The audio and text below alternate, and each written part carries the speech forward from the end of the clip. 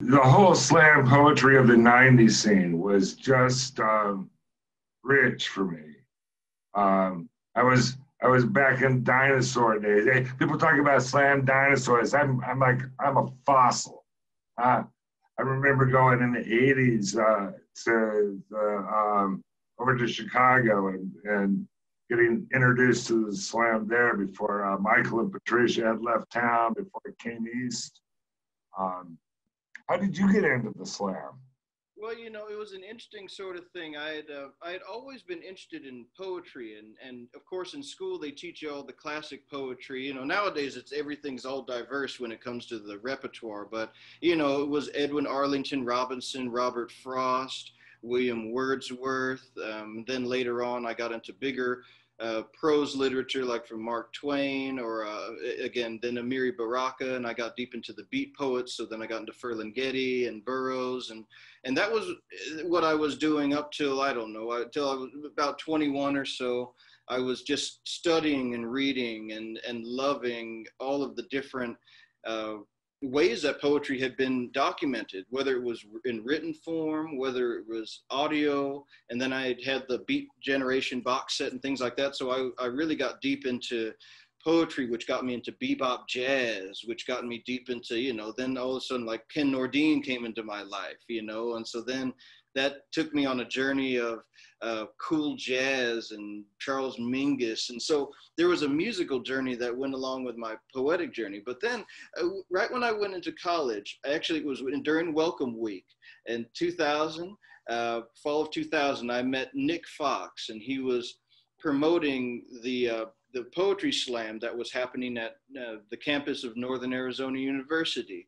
And so at that time I had been writing songs a lot, and I'd kind of gotten sick of writing songs, and so I started writing stuff that didn't rhyme. I just started writing short stories a whole bunch, and I didn't know what to do with any of this stuff. And so when I met Nick, he told me that I should come down to the slam, and I went and I read my short stories, and I won the first slam. And so once I got that first pot, that was like anybody else that gets in the slam. Once you win that first prize, you're like, I'm going to do this. And so I just, I got super involved, and I helped organize the NORAS poets over the years. I wasn't there when they incorporated into NORAS poets, but in the first, all 5 of the years I went to college, I provided the sound system.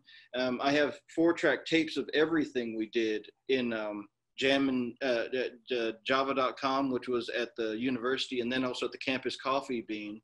So I was the second wave of Northern Arizona poets after Nick Fox and Andy Hall and Josh Fleming and that team, and Christopher Fox, Graham, and Christopher Lane, who's God rest his soul, and then Eric Dye. So that was the first Northern Arizona team, and I was part of the second team.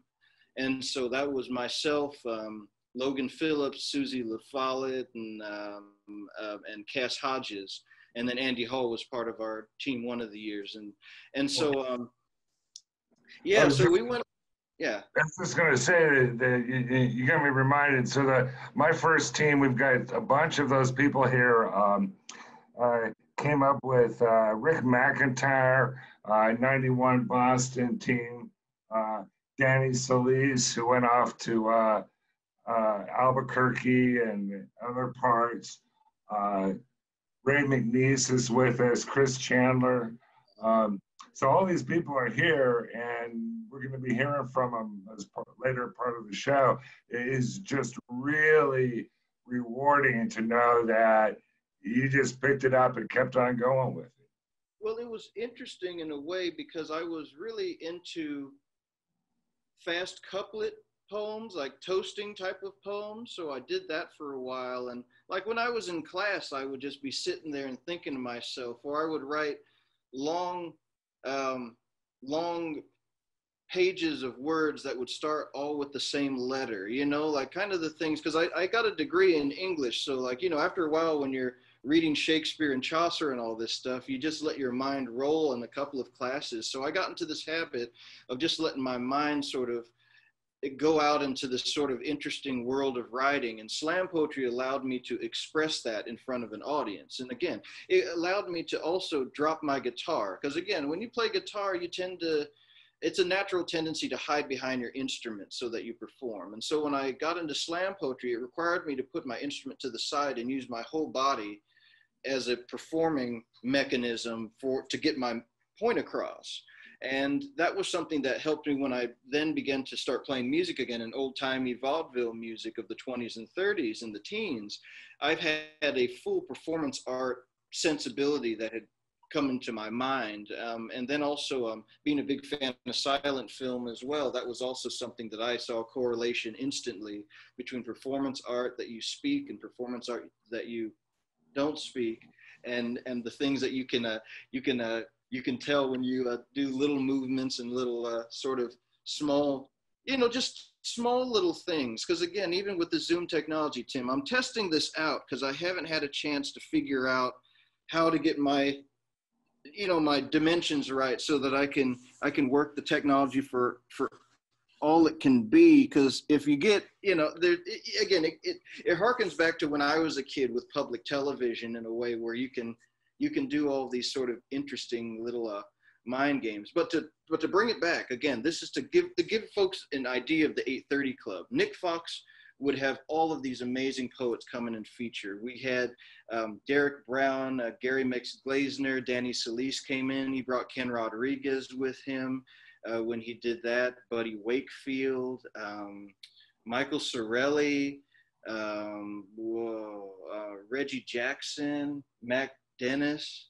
I mean, it was just Clayton Scott. I mean, it was just, and again, I provided the sound, so I saw every single feature, and I have recordings of every single feature because I had my 4-track tape from when I do my music gigs. I just set that up when I did my slam gigs, so I have like 200 tapes of every single performance that happened at the Campus Coffee being cataloged when I was just sitting there hearing poems. And so fast forward years later, I leave Arizona. I go out and I start touring with this group. I started the Carolina Chocolate Drops, and I'm playing in Canada. I'm over at the Ottawa Folk Festival, and I get invited along with the group to be a part of this huge world music collaboration where, I mean, folks, it was like 25 people from all over the world, every different nation, like from India and Canada, America, Africa, I mean, Pakistan. I mean, it was, I mean, a cavalcade of cultures, just a cornucopia of a gig in terms of the music that was made. And of course, I'd love to hear the recordings back one day that they did at the festival, but amongst everything, there was a spoken word poet, a single spoken word poet that had to lead this group of all of this music. And that was Timothy Mason right here. And as we got to talking, I found out that Tim was one of the great original slam poets that Nick Fox had told me about years and years ago. And so I then called Nick after the festival, and he was like, wow, Timothy Mason's great. But I got to see Tim's art as a poet, and he moved me so much. And then I found out I got to meet one of my forefathers of spoken word poetry. So it was, a beautiful, beautiful meeting of so many different things. And then we found out we were part of the 830 Club. 830 Club. That's right. That Ottawa Folk Festival collaboration was stunning. Everybody, when Ann Davidson, who plays the cello, brought up her boyfriend, James Hill, who plays the ukulele, to perform a French aria opera written for cello and ukulele. And the Chocolate Drops are there, and Rhiannon knows the aria and sings it in French. Yeah. That was just transcendent. Oh, yeah. And I mean, it was just so amazing. And there was like one of the Canadian players now, Benoit was his name. Right. He played the squeeze box, but he was also a step dancing fiddler. So we broke in from that aria into this, I mean, this huge, like, Canadian square dance breakdown that, I mean, again, it was African musicians. There was a fellow from Pakistan who I can't remember his name now, but he had a beautiful harmonium he played. I mean, it was, wow. Yes, that was the absolute best way to get introduced to each other, Dom. Yeah, you know, because everybody was so music oriented. You know, we were the only two talking about poetry and lyrics and wordsmithing, and of course, you know, when you did your beautiful poem Dolphins with this gigantic orchestra. Again, I can't even describe this to someone. It's like Fela Kuti's band sized, like, orchestra. I mean, I felt like we were the whole stage almost, because there were so many people on there. But then you rose above it and recited Dolphins, and I mean, that was just, I mean, oh man, it was so good. Yeah, it was a magical moment and a great way to get to meet you, and of course 8:30. Right. Well, and you know, sort of to take it back into the slam, in the very early days, what was wonderful about the slam was there was no defined genre. So you had hip hop, stand-up comedies, academic poets, performers of all stripes, just mixing it together and putting it out in Take My Body and Convince You to Be Interested in Me.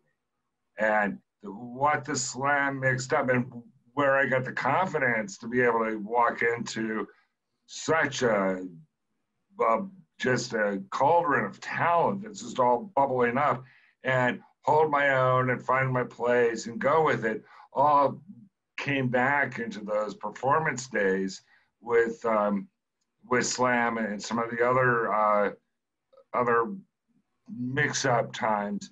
But that, and the fact that it gives us a connection. I still work with Regie, Gibson, and Jena Kirkpatrick doing a trio of poets.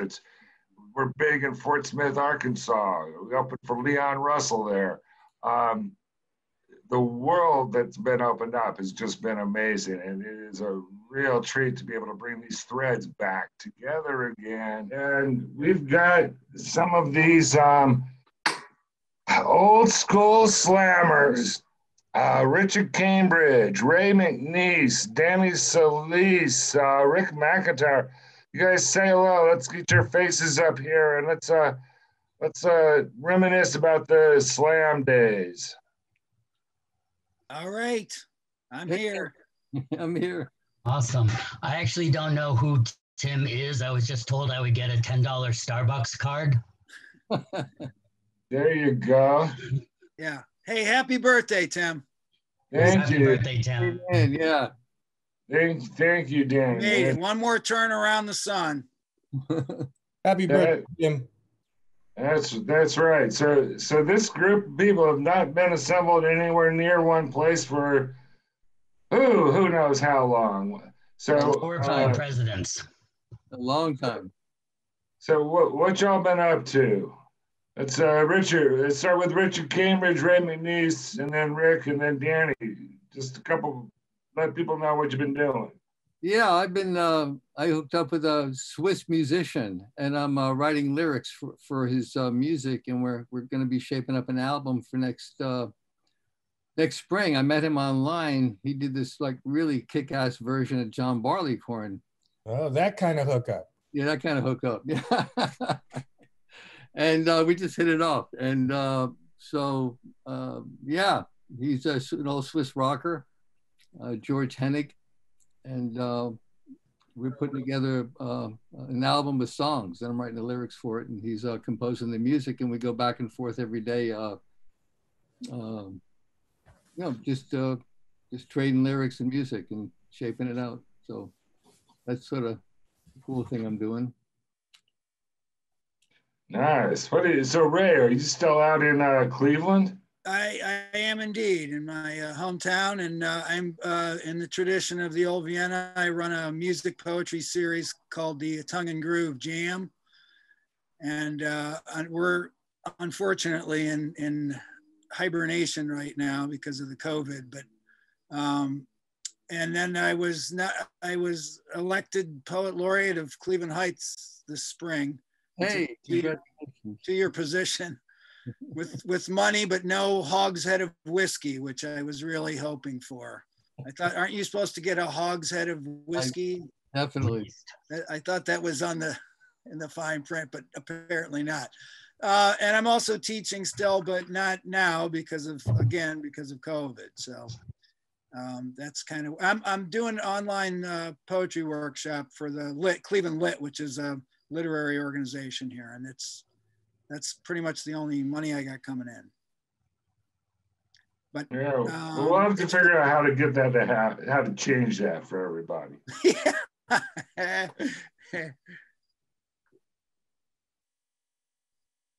So Ryk McIntyre, what have you been up to? I actually dumped poetry like an old lover. No, I'm kidding. I've been going back to school for the last couple of years, and I'm now pursuing a theater major. I, of all things, appeared in a musical presentation of Cabaret. They cast me as the old man, but I sang in it, got great reviews. I know. I then was cast in another play, which we're still going to do, but it looks like staged reading online. My character for that play is literally titled The Old Man. It's a Sam Shepard play, Fool for Love. So I found a kind of niche, you know? You're getting typecast, Rick. I know. Next it's Shakespeare, because there's always, a country for old men. I've done some poetry stuff on Zoom. It's kind of, I think the only upside is like we are all able to be together in a way that we wouldn't be able to if we had to factor in guests and airplane rides and all the rest. And I've been going to open mics all over the country in, a single week. So if there's one upside to all that, it's that. That's great. And Danny Solis, where are you these days? What are you up to, my friend? Get Danny Solis unmuted here, please. Unmute yourself and come on out, Danny. Muting himself. Danny, hit the mute button. There you go. All right. Yeah, I was hitting it, and this I'm in Minnesota, believe it or not, and everybody thinks Minneapolis. No, not fabulous Minneapolis. I'm in Rochester, Minnesota. There's some things I like about it. I'm working on a novel, and I'm raising my son. We've got a ridiculous dog, and I would like to say that I've created all these incredible side hustles during the pandemic, and that I've created robots to work on my other robots that will create robots that do all my work for me. But really, I was barely keeping up with 30 for 30 a couple months ago, and showering is optional around here. So one should remember to brush your teeth, right? That counts for a lot. So did I say happy birthday already? I'm old. I repeat myself. Unmute me. Happy birthday, Tim. Happy birthday, Tim. Hey, Tim, did I mention? Oh, I'm asleep. Happy birthday. Yes. And then also I'll send that out to Dom Flemons, who is also actually here spiritually doing that birthday thing. Okay, great. Hey, I just wanted it noted that when the slam started in 1991, the academic world said it was the death of poetry. So this would be the 29th anniversary of the death of poetry. And we should just give a nod to that. Yeah. Who the fuck actually said that? Was it Robert Pinsky? No. There was one guy that actually said that. Yeah. The death of art, I think he said. And I always wanted to have a slam called the Death of Art Slam, and see, how many slugs we could put into the, We could all take Pinsky poems and do an erasure. Was it him though that said that? It sounds like him. I have to do a Google search, but Look it up. I have technology. Oh, really? Sweet. So all right. Yeah, What's somebody else say? Talk. Yeah, I just want to mention that, you know, Ryk is probably my oldest poetry friend. We first met at the Peter Piper restaurant that Jack Powers used to run. This was probably, Richard, before you got into the poetry scene. 1981 or two, maybe. And, oh my God, we were so young then. But that you know, I want to give a little props to Jack Powers, because Tim, you mentioned Michael and Patricia. It actually was myself and Patricia who started the slam at the TT the Bears with the help of Jack Powers. And it would not have happened without Jack helping us out with that. Right. I met Mark Smith in Chicago, and I had to sit down with him and Patricia and Gregorio Gomez, who Danny knows. And we kind of hatched the plot for the Boston Poetry Slam then and there. And Patricia came before Michael, probably about 6 months, I think, before Michael even came to the scene. Right. Right, and I had been clued into it by my friends Kathy O'Hara and Diana Laffey in the late 80s, and had been passed through, so it was on my radar as well. But yeah, you, Patricia, Michael came in. That was the energy we needed. You guys did it at TT's, and yes, Jack was the one that opened the door. Yeah, he really shot it up at TT. Yeah. Harold Bloom. Harold Bloom was who said poetry slam is the death of art. Fuck Harold Bloom. That makes sense. That makes Hey, total Bloom is off the rose. Okay, so guys, how about we go around? Let's hear a verse from you guys. Richard, Ray, Rick, and Danny, and let's show them what you got. Uh-oh. Who's Bust the verse, baby. Who's going first? You. Me. Yeah. I grew up in New Jersey, north of Paterson, a city that had an effect on me with its poets, Ginsberg and Williams, and also for its brutal racism by framing the boxer Hurricane Carter for murder. And he finally got out after 19 years and headed up to Canada. He just took off for another country. And I wrote him this poem, so I'm going to share that, called The Life of a Man. What if the muse turned her back on you and all of your words turned to pillars of salt? What if you couldn't jumpstart your poems and tear off 0 to 60 in 6 flat?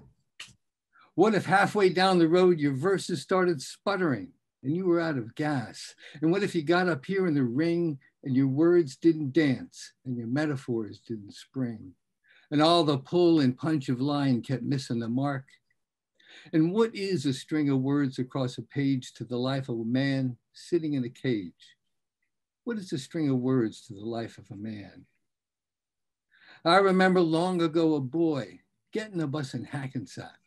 I remember that Jersey boy hunting down bookstores in Greenwich Village, coming across William Carlos Williams' epic Patterson, and how that boy was blown away.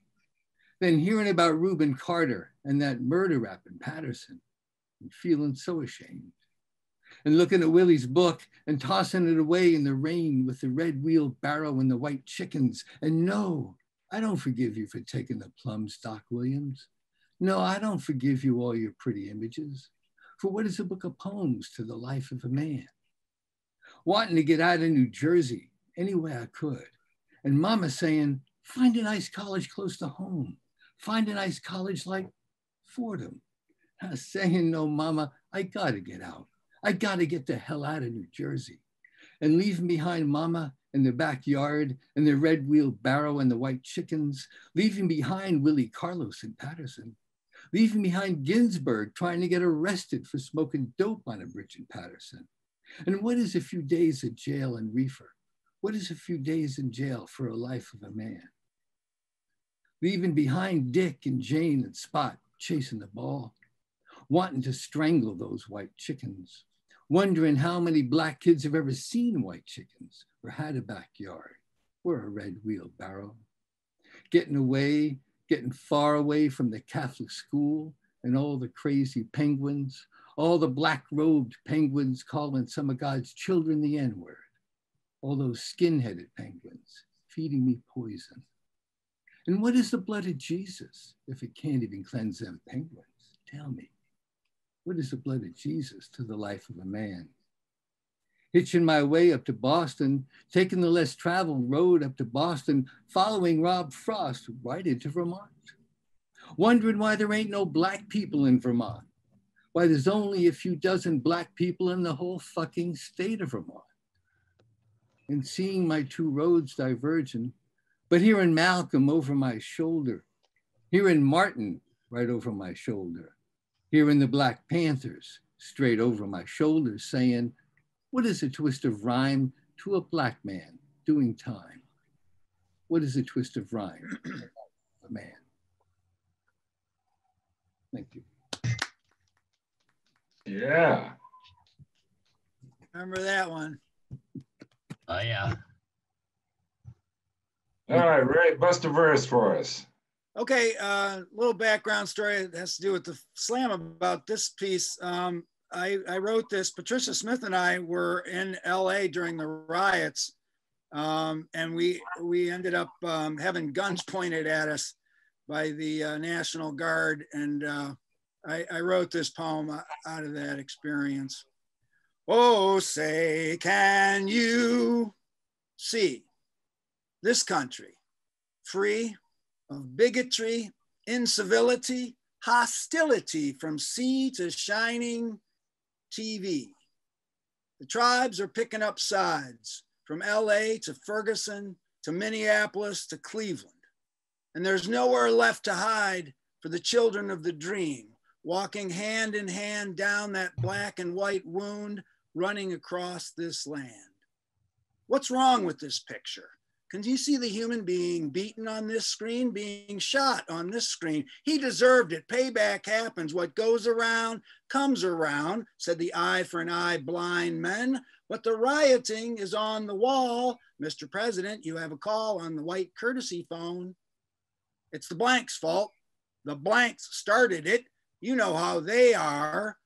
So we sell ourselves on talk shows on TV like bugs shaken in a jar, and the finger of blame points around in an angry trigger circle because we're all living in the same hood now, buying into Babylonian hype. Mad Ave went to bed with Hollywood, raised a little family of stereotypes. Can you see someone looks just like me? Someone looks just like you, peering out through the leaves of our family tree, rooted in Mother Africa. We are the children of the dream. We wandered our separate ways a long time gone, gathered together here again today. Can we call ourselves brothers, sisters? What color was the hand raised against Abel after it fell? How will we ever wipe the slate clean when the powers that be sell us whitewash, sell us blackball so we can paint ourselves into our own little corners, the mirrors of our monsters? Can you see the eyes of a mother, a brother, a father, a sister behind the masks of your worst nightmares? Oh, say, can you see through the lie that we are not us? And where is justice? Or is it just us? We are the children of the dream, wandering through the smoke screen from the fire next time come, walking down that black and white wound running across this land. Oh, say, can you see the person walking next to you? Yeah. So unfortunately, it's as timely now as when I wrote it back during the Rodney King riots. So, you know, vote. Yes, indeed. Thank you, Ray. All right, Mr. McIntyre, you got something for us? Yeah, we're going to go from noble politics to the pathetic self-help section. This is called How to Bake Bread in 12 Steps. Step 1, don't even try this for decades. Learn to fear the process first. Step 2, don't listen to step 1. Oh my God, I'm step 1. I always get to go first. Actually, forget both of them. Who needs the negativity? Step 3, put the dry ingredients for the bread into a mixing bowl. Realize you're recently divorced. You don't have dry ingredients or a mixing bowl, so you rush out to the store to buy these things. I mean, oh my God, you could just show up to the potluck tonight with a bag of chips, but you had to brag. I'm gonna bring fresh bread. I know how to make that. Liar! Step 4. Just because it's so crazy, it might work. This one time in your life, try reading the directions first. Step 5, suspect the recipe is lying to you. There's no way that much water is enough for all that flour. This is just another in a long line of bad life decisions you have made, poet. You cry right now. Step 6. Realize that these sweet, sweet tears are just what the yeast needed to grow on. Say to hell with the yeast, it doesn't love you. Put as much fucking water as it takes to roll the dough into a ball, then roll yourself into a ball. Rock gently. Step 7. Put on some long rubber gloves and put some flour on a cool, dry surface. The flour is so the dough doesn't stick. The gloves, you're not going to want to leave fingerprints. Step 8, mold the dough until it looks a little bit like whoever it was that hurt you this bad. Add fists. I don't know how many fists. This is your pain and it's valid. Step 9, let it go, man. Let it rest. I mean the dough. Let it sit for about 30 minutes. There's no way you're done venting yet. Step 10. Now it's time to show the dough that step 8 was just a skip through sunny lollipop land compared to what's coming next. Roll up both of your sleeves. Regress approximately 867 years. Get medieval on it. Step 11. Stop blaming the world and everything in it for what's wrong with your life. But remember to forgive yourself for your 2 human mistakes. Realize you also should have preheated the oven to 425 degrees, but it's not a big deal. You don't have to get so upset. I don't think we need to hear the Billie Ellis CD again. Step 12.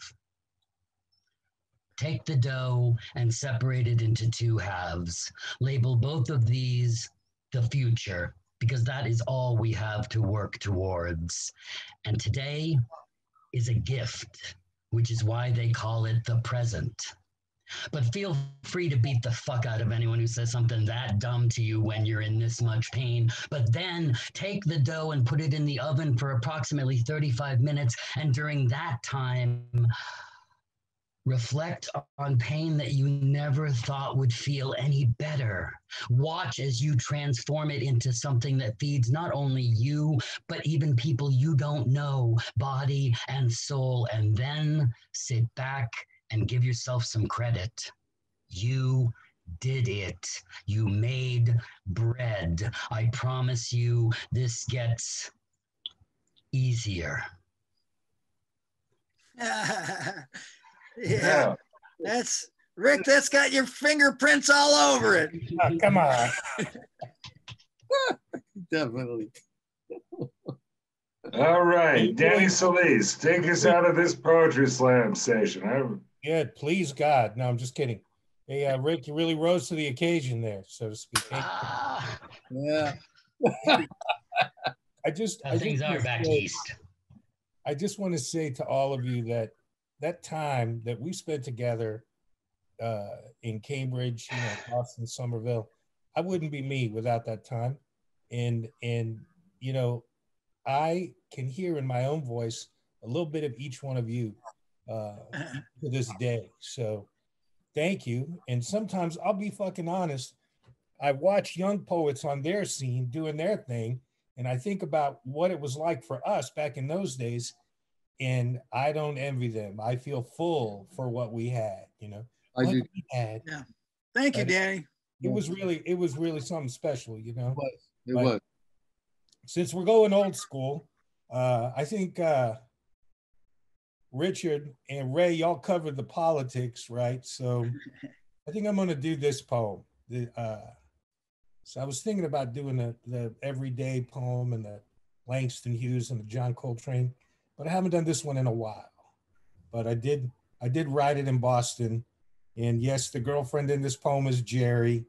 And a lot of this stuff happened. A lot of this stuff happened. She knows. We're buddies now. Thank God, that kind woman. Anyway, here's the poem. Put up, huh? Here's the poem. The day twisted inside its 24-hour skin on its afternoon evening bones, like a lost word or fragmented memory must, in its incompleteness, remind itself of its own stray dog, stone and shoe existence, happening in an odd jittery dance, hopping on a stench dappled corner, random comment of a mad derelict making your brief walk for a coffee or a movie, another consideration of the multiple fucked up unfolding of this 50-cent city drama, concrete comedy, sack of bones and blood and breath, whuffing itself along in jagged shuffle just out of your view, the grimy hand outstretched for coin. The fingers you don't want to touch. And it's there, right there, that little song inside that says, what of that one? What storybook left out in the rain? The colors blur, the pages stick together, swollen and steaming in the sun. It was. Sing-song's a bum on a balcony, breaking the starched afternoon boredom with his booze breath bellowing, brandishing his bottle like a glassy, glinting banner. And the normal people in the shops, on the buses, seem less real, more remote, methodically chopping off pieces of themselves according to an agreed upon plan. 4 walls, 3 meals, 2 weeks vacation, disposable income, entertainment.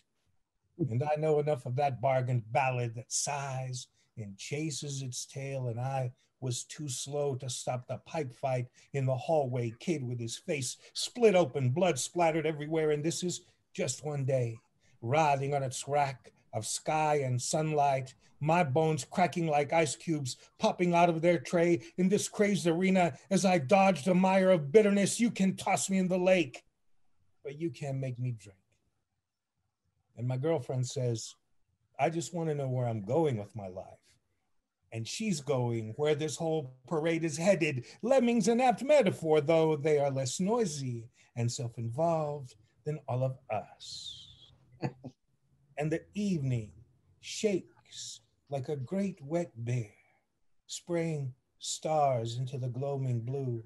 And the sun reaches a finger in an improbable curve through the clouds and over the hip of nighttime, and there in the day's departing spotlight, a dragonfly, vibrating, drinking up enough heat and light to last till dawn, wings shimmer and flick. He has eyes and guts and breath and legs, his heart pounding, pounding, pounding, tiny engine, better than the ocean in his blue-black armor.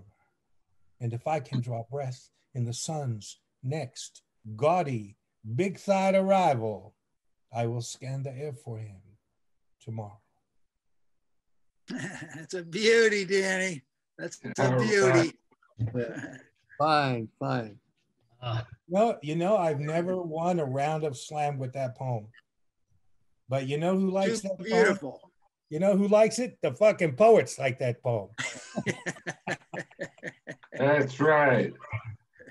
Okay. Thank you, Tim.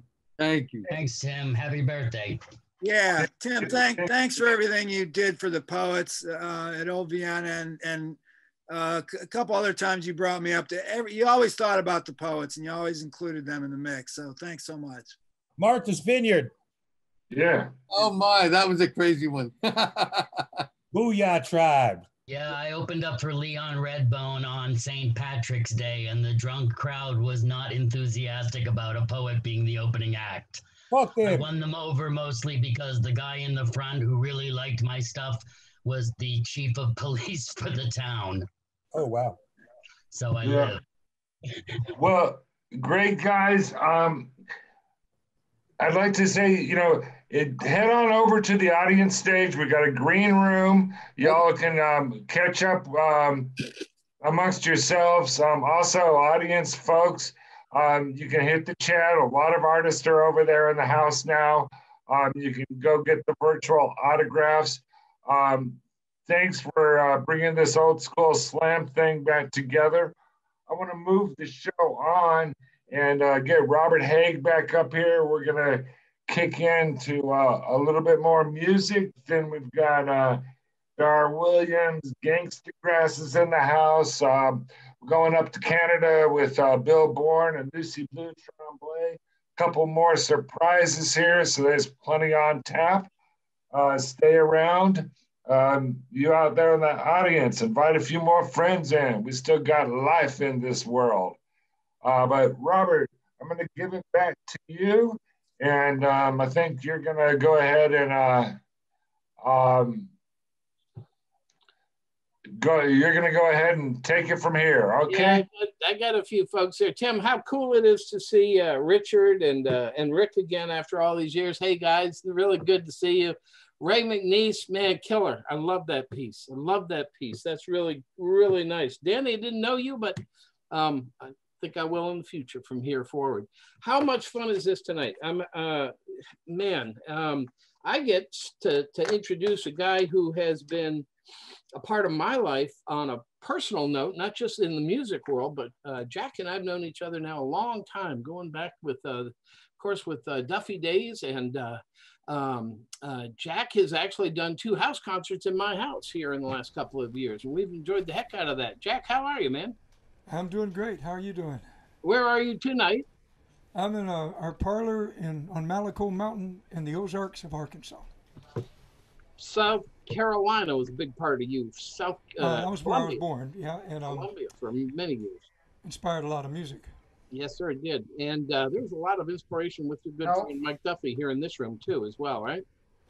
Yeah, I got my T-shirt. I got my Falcon A T-shirt on. Oh yes, sir. And you're not even supposed to see me though, because it's camouflaged. And everybody in this room knows all the pertinence in that. That's just really cool. So, Jack, you've been doing a lot of these house concerts, but virtually. So you're kind of going from one part of the country to another. You got one coming up, in a matter of fact. But tell me how those are going. Well, the one that's coming up is focused on New England, and I have several folks who are house concert hosts and venues that are willing to help me spread the word and get it out there. And that's going to be Wednesday, September 23rd, about 7 o'clock. And yeah, I'm enjoying this. I'm surprised that I'm enjoying this because I've been on the road for 62 years. And this is a new thing to play for the eye of a camera. But thank goodness for Zoom, because I can see people and feel like, yes, there are people out there.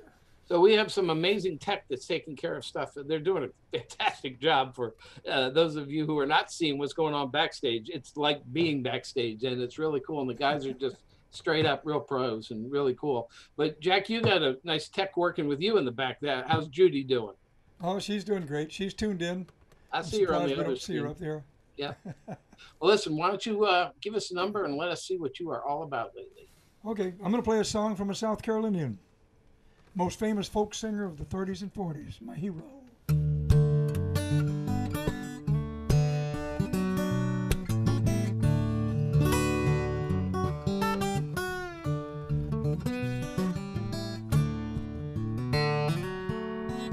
Oh, Josh White was a natural man, held a plug nickel in the palm of his hand. He raised it up like a glass to his eye. What he saw through the nickel made the natural man cry. Lord, Lord, Lord, this morning made a natural man cry. Then through the nickel a vision arose. He saw an actor in the jungle with a bone in his nose. Saw a maid in an apron with a Hollywood grin. Heard a singer at the back door slamming again. Lord, Lord, Lord, heard the back door slamming again. High upon a mountain sat the Lord and the natural man. Oh, Josh White got the gift of song, but he never saw the promised land. He never saw the promised land.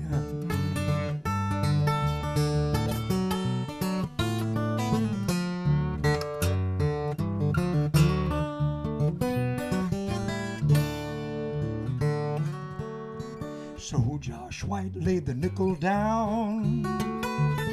He put his hands in his pockets and he strolled into town. He looked to the left and over to the right, but he couldn't find a place to spend his money that night. Lord, Lord, Lord, he sure wanna spend some money tonight. Now he ran to the hotel, dollar in hand, but they wouldn't take $1 from no colored man. He said, it's getting mighty late, mister, where can I go? He said, well, play me a tune, we'll let you sleep on the floor. Lord, Lord, Lord, Josh White asleep on the floor. High up on the mountain sat the Lord and the natural man. Oh, Josh White got the gift of song, but he never saw the promised land. He never saw the promised land.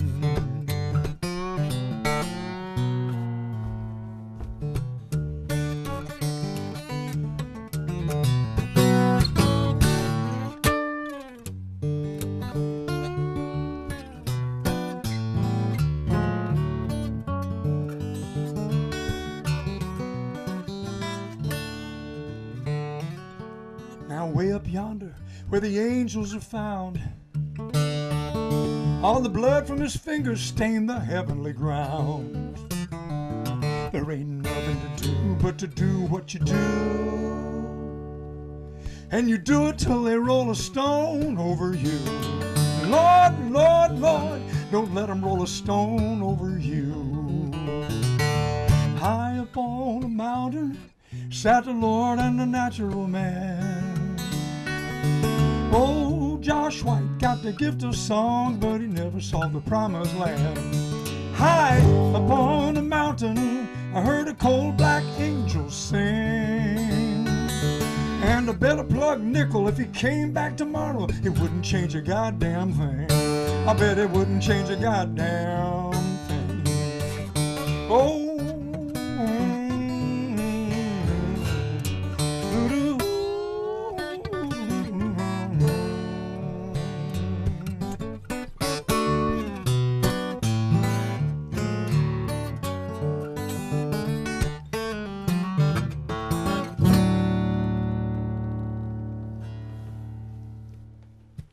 Yes, yes, sir. Yes, sir. Really Thank good you. to see you. Hey, look, 2 quick pictures on our way out here. That one goes back to Capos, Right. a couple of years, right? Tim and Yeah. Ralph in there. Send me a copy of that one if you will. Yes, sir. And this one's still one of my faves. Oh, mine too. Yep. Man, Yep. I love that guy so much. That was it. I played Mike Duffy's, I was his band for his last gig at the Cantab. He went down there and, oh man.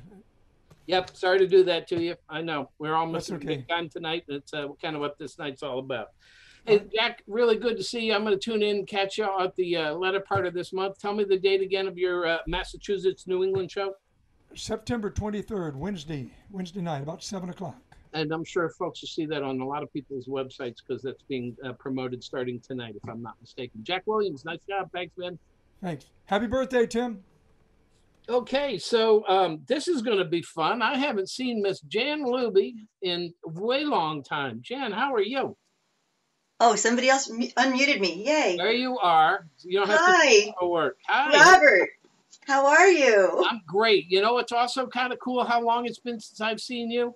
The last time I saw your daughter, Tim had her in his hands, or you had her in your hands, and you guys were singing on the open mic stage. So that would have been 96. No, I actually saw you once since then. I think so, yep. I came up, but it was a crowd scene, and you were running the open mic up there, and I came up with Leisha. And yeah. I ran another open mic for a lot of folks didn't know that after all these We years. didn't get a chance to talk that night, though. No.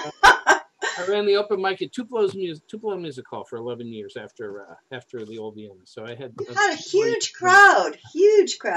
Nope, it never rose to quite what the old Vienna was and what so. Hey, listen, tell me what's going on with you. I didn't know your Santa Cruz connection early in your career, and I only recently found that out. Oh, okay. Well, yeah, that's actually how I started playing music in front of humans. other than my friends. I had friends that dragged me around Santa Cruz County and said, you ought to do that. You know, you should play. Like this person, they took me around to all the clubs. And I finally said, okay. One guy was his name was Buck Hasty. He was from Philly. And he had a handlebar mustache out to here. And he was quite a character. And he gave me a really hard time until I finally said, okay, I will go audition at this local place. And if I get the gig, I'll do it. And I not only got a gig, I got a steady weekly gig from the audition. But the very first night I played, these two guys came up to me and said, we're doing a Music from Santa Cruz album, a compilation album. We'd like you to be on it. And 3 people that had clubs or booked clubs came up to me that night and said, we want you to play over, you know. So it was sort of like I couldn't not play. So Santa Cruz was very good to me. That's great. And how did you get from there to here? That's such a long story. We don't have time for that. But I'll tell you what I'm doing lately. Well, in February, late February, well, actually on my birthday, did a CD release party, and it was great. And the fire marshal didn't show up, which was lucky because we had way more people in the hall than was supposed to be there. It was really, really fun. And then the fan, and so I did a Songwriters in the Round because I'm one of the 4 hosts of Songwriters in the Round that Ryan Fitzsimmons started in Providence. And we did that March 11th, and then March 14th I was supposed to play John Henry's, and that got canceled, and etc. So I've been doing little sneak attacks at the local nursing home outside, you know, because you can't announce because they're not gathering people together. So just kind of show up when the weather's nice. And Blue Moon is a huge hit. I had one guy punch the air and go, Ray Charles, when I started playing Hallelujah. I just love her so. So yeah, That's you know. great. So what do you got in mind for us tonight? What are you going to play? Well, you know, I don't know. I was originally thinking I'd play it safe and just play something I know really well. But this is kind of like the Old Vienna Coffee House open mic for me. And so this is a new song that I'm not sure I know. So I thought I would just terrify myself and do that.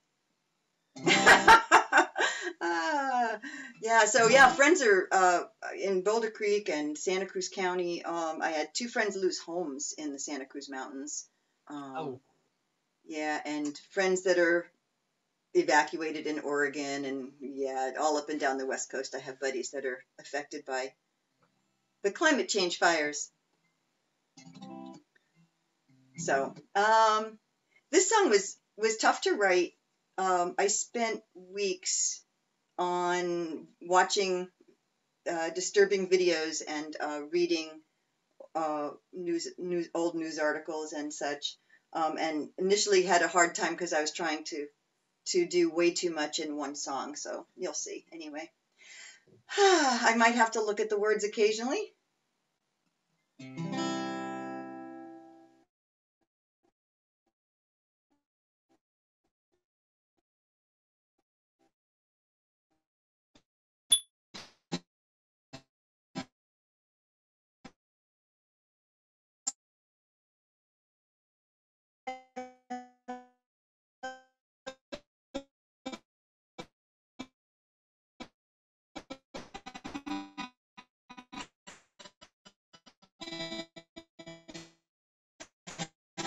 Milton Hall's homeless, buying a BB gun.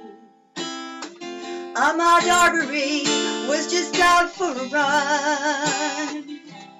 Tatiana Jefferson, killed in her home. Keith Scott simply waiting for his son. Say their names.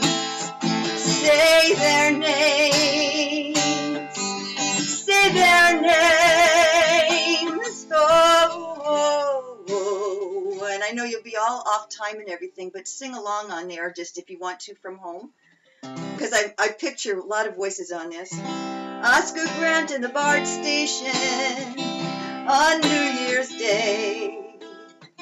Corey Jones waited by his car on the highway. Breonna Taylor was in her bed, John Bell died just before his wedding day. Freddie Gray begged for help, oh, they didn't care. Michael Brown had his hands in the air. Walter Lamar Scott shot in the back. Sandra Bland died all alone and scared. Say their names, say their names, say their names. Oh, oh, oh. Jordan Davis, Trayvon Martin, both 17 years old. Some white men thought they were being too bold. Jordan played his music loud, Trayvon took a walk, and neither stopped when they were told.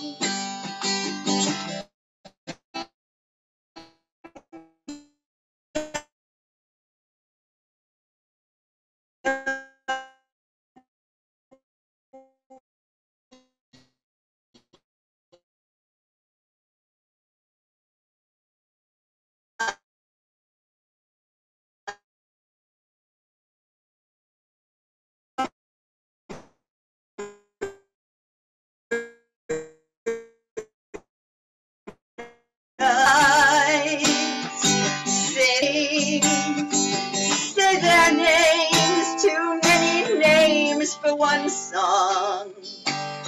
Say their names, too many names for one song. It's long been time for a change. Yes, ma'am. Thank you for writing that. Thank you for deciding to share that and making that as pertinent and as strong and as necessary as, unfortunately, it needs to be in these times and days. Jan Luby, thank you very much. Thanks, Robert. Great to see you. Great to see you, too. Have a safe travels, huh? Happy birthday, Tim, again. You bet. So here's another face that I haven't seen in a long time, but I've been hearing about stuff that you've been doing over at Passim at the music school. Hey, Janet. Robert, it's so good to see you. Oh, it's been a really long time, hasn't it? Yes, it's been a really long time. So you're teaching music over at Passim. You've been doing that for a bit. What else have you got going on? Well, yeah, I'm celebrating my 20th year at the Passim School of Music, and I'm still performing from time to time, and just released a new album in November, and I'm running my own music school, Janet's Planet Music Lessons for Humanoids. Were you able to take actual music lessons and transport this in the virtual world?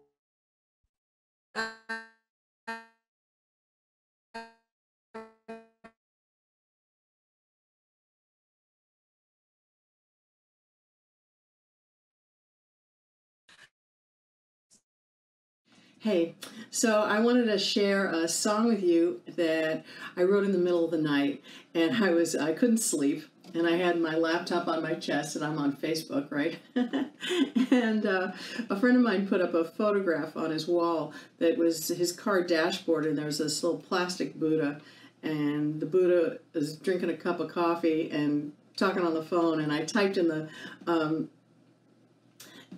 comments, who's the Buddha talking to? And then this song just came in whole, so.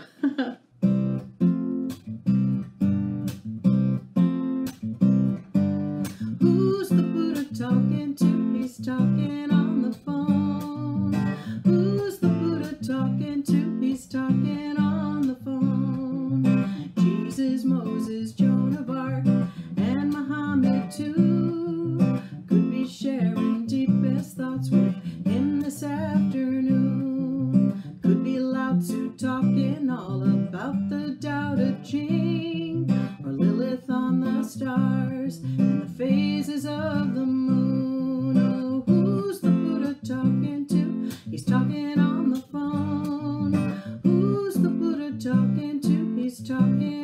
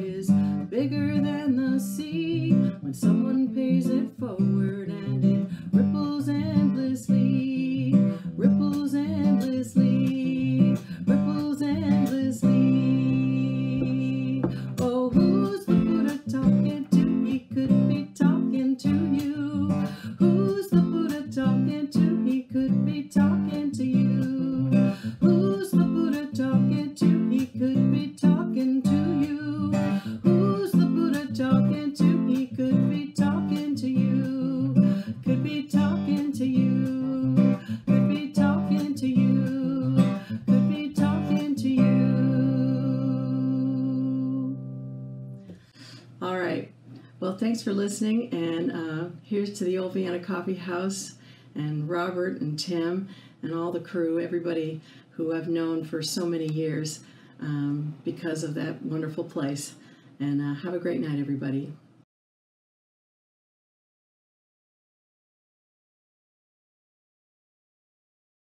Man, to hear you doing your thing again, it's been such a long time, and I really hope that you're able to keep going with the music and your students and having fun and finding your reward in your music. Yeah, thank you so much. So good to see you, Robert. Thank you. All right, safe travels. So there's a gentleman who's in this folk world of ours that wears more hats than I have, for God's sakes.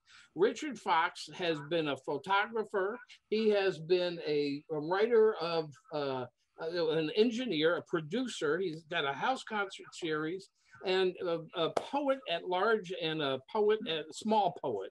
And it's all kind of wrapped into one. And Richard, our paths have crossed a couple of times. I've been to a couple of your concerts at your home, but we haven't really had a chance to share your story. First of all, thanks for joining us tonight.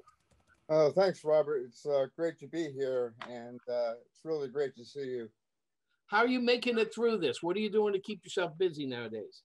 Oh, well, I'm really fortunate in that I've been fighting cancer for 10 years, so I'm really used to quarantining. and there are great perks to quarantining. Did you know you have like more time to write? And you sit outside and you notice the trees and you notice nature a lot more than when you're thinking about going places.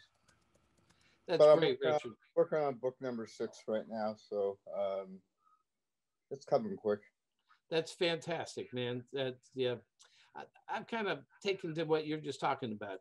This whole COVID thing has made us kind of appreciate what we've got and where we are and relationships we have. And I'm glad that you brought that up like that, because that's pretty important where we are. What are you promoting anybody in some fashion or events in some way lately? Not really. Basically I've had my full-time job as a cancer patient. The schedule is rather harrowing and unpredictable. I've been more, writing, and I've been working out of Nick's in Worcester, a series there called Listen on Sunday nights, which went to Zoom, but now is trying to have a soft opening. And then, I work a lot too, networking with other cancer patients. That's really helpful for all of us. That's great, and that your optimism has carried you through and probably inspirational to others as well, man. And poetry, have you had a chance to grow that at all lately, or has all your attention been on your health? No, I actually, I think people who are battling cancer, who are artists, the art becomes very important. It becomes, in many ways, first of all, as a diversion, and no matter how bad you feel, you make art, but also that oftentimes you're not really sure what you're thinking or feeling. But for me, when I write a poem, I surprise myself, and I go, oh, that's what's going on. That's great. So have you got something in mind to share with us tonight? Yeah, I've been working a lot on, right now I'm working on a sequel to my novella in verse, but I figured that would be difficult to try to present. So I'm going to do a cancer poem. The people you meet in waiting rooms, filters drop, and we're really honest and sharing what's going on. This is called hypnagogia, which means a state of consciousness during the onset of sleep. 3 months ago, we met in infusion, traded indigo mint for sativa kiss, became confidence, able to speak a paragraph in a few words. Our bodies pay for that code. Incisions down my sides from lung incursions, below her navel for cervical access.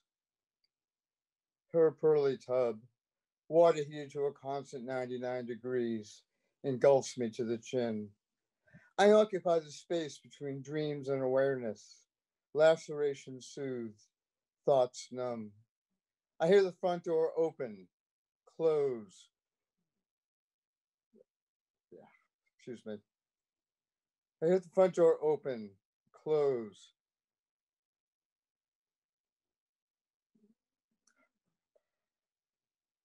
Steps down the hall. Chuckers hit the floor, a weary sigh. Padding in the bathroom, she removes her barrette, coughs, spits phlegm into the toilet, raises her dress, black with yellow, orange, red blossoms, drops panties, sits, pees, farts. Would I like an iced tea? Yes, please. She returns naked, hands me frosted glasses. My eyes inspect her belly, the long crimson scar on the flesh, ragged, slightly swollen. Thank goodness I can finally bathe. She glides into the water, splashes her face, raven hair wet, utters a luxurious squeal, gathers her glass, sips, smiles. I watch her breasts float. She giggles, bobs up and down, a buoyancy demonstration. What did your oncologist say? A shudder. I can try another round of chemo, or parallel tears streak her cheeks. I offer my hand, squeeze hers. We stare in silence. Understand the threshold on which we balance, swaying from life to awaiting mystery. She turns around, sits in my lap, careful not to prod my rib cage. Our temples join. Lack of inhibition becomes intimacy. I wrap my arms around her waist. She reaches down, elevates my fingers to her nipples. Her hand hunts, engulfs my feeble erection. We caress, she hums. I mourn half a vagina, purged, a vulva medically forbidden, a crippled penis. Sunset dyes the walls, waves, amber. Her teal toenails surface, wiggle. We do the best we can. Thank you. Mr. Fox, you notice that sometimes we're all dealing with large-scale health issues, and we sometimes forget how challenging they can be when they're personal, as you just kind of shared with us over the last couple of minutes. I hope your challenge is one that you remain optimistic and strong on, and that you're able to continue to provide some great, all the things that you've done for so many folks and sharing in different ways. Richard Fox, everybody. Thanks, Robert. All right, well, we're going to bring Tim back in here, and he's going to take it through our next section. Tim, as we leave this, I'm going to sneak in a quick hello to Vance and Dar, who neither one of whom I've talked to in a long time, and just say, hey, congratulations, guys. Thanks, Tim. Happy birthday. Thank you, Robert, and thank you for taking the MC duties over. Just a reminder that you can pop over to the audience, and once everybody's done, hopefully Dar, Vance, the rest of us will pop over to the audience. We've got little side rooms set up. You can go have a private chat, just text the host, and they'll let you do your face-to-face interaction real time. So that's one of the things that we like about this, being able to mess with geography. But it's really a pleasure now to go back and bring up a veteran of the Old Vienna Coffee House, a woman who just captured me with the intricacies of her songwriting right from the word go. Dar Williams, it's a pleasure to have you join us. Hi, Tim. Hi, everybody. Oh my gosh, this is really wonderful. Thank you. Well, thank you so much. So I remember you from getting psyched up to open for Steve Forbert, do your features and things, but you have gone on to play on some just magnificent stages and have had a great career so far. Just share with us what you've been up to for a little bit. Well, oh gosh, I was all ready to talk about where it all began, but where it's gone is that whatever you want. I'm doing my thing, and I at some point, I talked to somebody at where I went to college, and I said, look, I will teach for health, for health insurance. And he's like, oh my God, it's really hard to get health insurance. But a couple of years later, he's like, we can't give you health insurance, but do you want to teach a course? And I taught about music movements and, where music had been really important to social movements. And that was really exciting for me. And a friend of mine was like, you love teaching. Why don't you lead a songwriting retreat? So I lead a songwriting retreat. I was like, no. But then I said, well, I would only do it if it were called Writing a Song That Matters, because that's what I learned from, the old Vienna. Like, that's what I learned from the open mic scene. It's like people wrote stuff that was important to them. And so my friend's like, okay, well, why don't you just call it that? And so I started doing these songwriting retreats, and it's a lot like kind of that energy when I was starting out with the old Vienna, and also, as you know, Naked City and Nameless and all of those places and all of those crowds that we hung out with. So, I get to have that intimacy of people who are just, finding their voice and finding their audiences and, bringing songs home to their families that they've written, that they feel really proud of, that are really, individual and not big arena pop songs. So I'm kind of, that's where I'm at. I'm sort of full circle and really, really appreciating what people are saying, like Ryk's poem about making bread and because I think that this pandemic has brought me to a kind of a homesteady thing that's way apart from, magazine articles about intentionality and all that shit. Really into like really living a life that's pretty simple. And so that's what I'm up to too. And I really appreciate this world of folks who are playing because I feel like we have a wavelength. So that's what's going on. That's great. Well, did you have any thoughts about the early days that you wanted to share? I didn't mean to throw you a curveball there. No, you're sweet. No, I remember when I was playing with Steve Forbert, when I opened for him, somebody at my table was so loud, and I was going out with Jim Infantino at the time, and he was like, you really gotta like make sure that the people that you come with don't make a fool out of you, if you ever want to play like here again. And I thought, oh my God, I'll never play at Old Vienna again. And thank God, you forgave me. But I remember that. I remember being backstage with the people I was working with and saying, like, there's this song I'm working on that's called Iowa. It's based on this, vocal exercise, and this is the chorus, and then be like, oh, that, okay, whatever. Like, all right, well, maybe that'll work. And I remember babysitting for Ruby when she was pre-verbal. And she was, but still darling and with those big, beautiful eyes. And I remember how kind you and Robert were and facilitating of, wherever we were at. Like, that was so important. And some people were, I kind of got my confidence, but at a certain point, as I was getting more confidence, I noticed how supportive you were of people who were just coming in for the first time. And, I've just become I've really zoned in on that moment when people realize that they can create something that people want to hear on their own terms. And that was like, I remember driving through the foggy New England roads in the fall and the spring to come to the open mic, and that really beautiful, eerie, Nathaniel Hawthorne-y New Englandy feel, just to get to this, to the parking lot and go up with the guitar and sign up. And that's such a big part of the romance to me, of like everywhere I play now. It's nothing is boring because I still remember that, ignition from when I was playing there. So thank you, Tim, and thank you, Robert, and thank you, Old Vienna, and all of the people who supported me, Brian Dozer, Jan Luby, and all the folks that I'm seeing. Ryk McIntyre, I've always just loved his poetry so much. Richard Cambridge is here. So anyway, I was trying to look down at my phone to see if I remembered the lyrics to something, because I thought I would do this song. So so forgive me.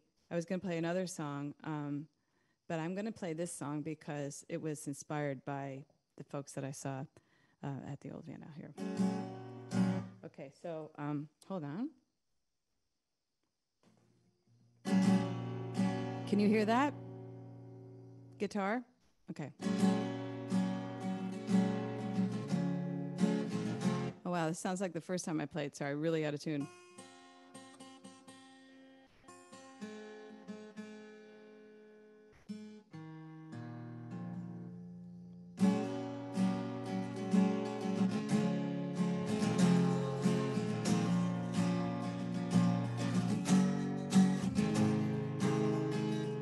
If you're gonna get your heart broke, you better do it just right. It's gotta be raining, and you gotta move your stuff that night. And the only friend you can reach isn't a good friend at all. And you know when he says, now who dumped you, that you never should have made that call. Okay, wait a minute. I have to turn on my original sound. This is something I didn't have to do with the Old Vienna. Okay.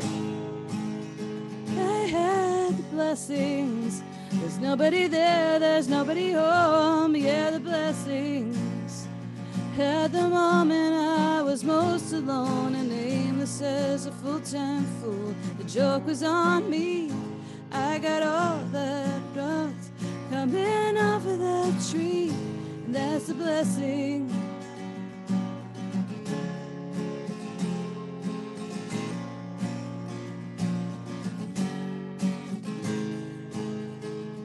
And the blessings were like poets that we never find time to know. But when time stopped, I found the place where the poets go. And they said, here, have some coffee. It's straight black and very old. And they gave me sticks and rocks and stars and all that I could hold. I had the blessings, a moment of peace even when the night ends. Yeah, the blessings. Can we meet? Can we meet again at the crossroads of disaster and the imperfect smile and the angel in the street lamp that blinks on as I walk on a mile? The blessings.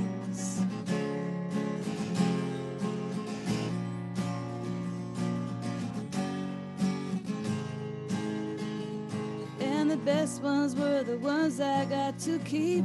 And I grew strong, and the days that opened up until my whole life could belong.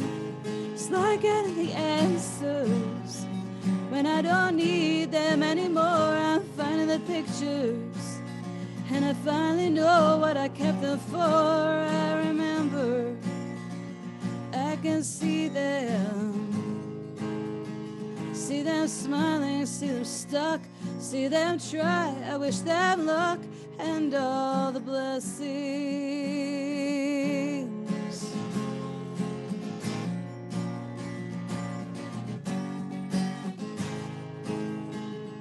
I was fast asleep at 3 in the morning when I got the payphone call. And she said, did I wake you up? I said, hey, no, not at all. And she said, I got this suitcase and I don't know what to pack. And I said, you can take anything you want. Just wait and see. It's not a release, it's not a reward, it's the blessings. It's the gift of what you notice more. We sat down and waited in that strange and empty light. Yeah, we sat down and we waited for that strange and empty light.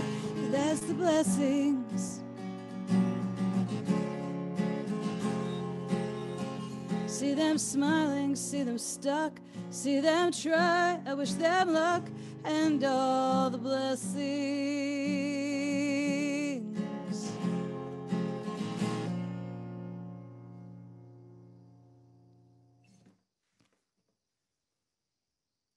Could you hear that?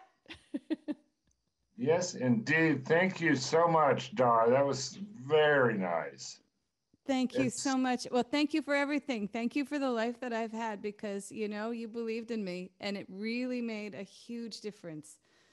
Oh, well. Going forward. Thanks. It goes both ways. All right. All I right. will see you. Good night. Thank you. And now it's really a pleasure to, we're going up north here. And this next fellow has won some Juno Awards. He used to come down and I'd feature and put him on and try to let the Americans down here south of the border just see how much talent there was up north. Let's welcome Bill Bourne, please. Hi, guys. Great. Can you hear me over there? Great to hear you. Great to see you guys. Great to hear everybody and hang out listening into the chats and the poetries and just great to see you. Thank you, Tim. Oh, it's my pleasure. That's the one upside to this is not having to worry about routing to get everybody together like this. Right. That's true. Yeah. But and happy birthday too to you before I forget. Thank you. I gotta say, Tim, when I first met you, I was, I think it was at the Old Vienna. It was the first time I met you. I'm not certain. Maybe at a Folk Alliance or a festival somewhere previous to that. But I went, this guy is just such a beautiful guy. He just like, oh man, I wish all people in the music business were like this, And thank you so much for all of that inspiration. Thank you. It's been great. I've had the chance not only to present Bill on stage, but also to open for him. I got to do an opening act for him up at the Hughes Room in Toronto. And that was a real thrill to have it go that way. Yeah. Beautiful. I mean, go ahead, please. No, you. Oh, I was just going to say, I was watching this thing with the slam that you guys the guys were doing there just a few minutes ago. And I'm like, man, Zoom was made for poetry slams. Eh? Like it really, you'll get intimacy with the personality, whoever it is that's doing the poetry. Get a real intimacy with them on this forum here. Music is challenging on this thing. Yeah, well, that was nice to get a little bit of this interactivity. Hopefully the musical tech will catch back up and we'll get a little bit more jam possibility going on. Yeah, wouldn't that be something to be able to jam around the world? Whoa. Yeah. This is like revolutionary television. It's like 1970 when they were installing cable, and now they're putting in like, they're still doing the same thing, man. I had the internet installed here the other day, but they don't have the light pipe, yet here in this one. They're supposed to be able to get up to 1,500 megabytes a second. Like now you're starting to get somewhere at least. Yeah, that's true. And you're coming to us, what, from Edmonton? Yeah. Yeah, it seems pretty, not much time lag here, eh? That's a bit, where are you right now? Are you in Massachusetts? Santa Fe, New Mexico. That's what I was thinking. Wow. Great to see everybody. Great to hear everybody. Fantastic. Well, it's great to have you here. So we've got a clip from you. So we're going to hear some music, and hopefully afterwards you can pop over to the house stage. We're going to keep everything open, and we can do a little bit more catching up over there. But at the moment, let's hear some of Bill Bourne.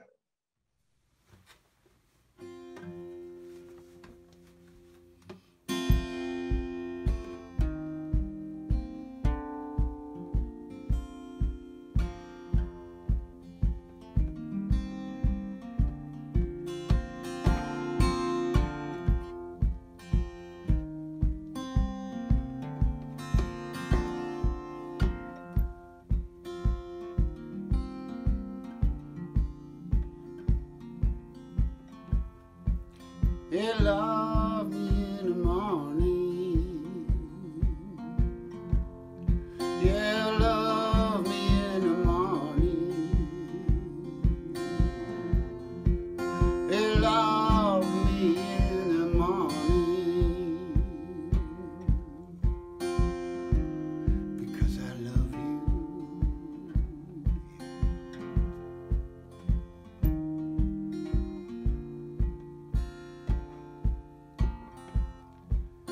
And love me in the afternoon.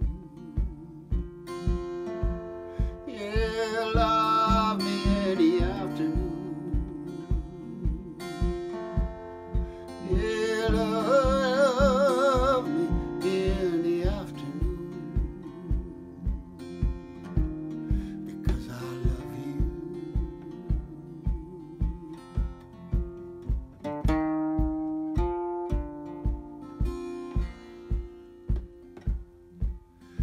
Love me in the evening. Yeah, love me in the evening. Yeah, love me in the evening. Because I love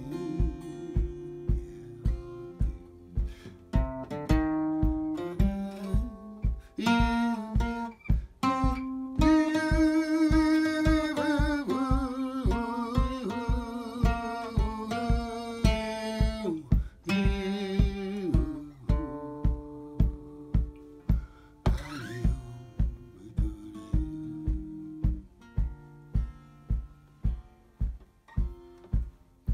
And love me all through the night. Yeah, love me all through the night. And love me all through the night. Because I love you.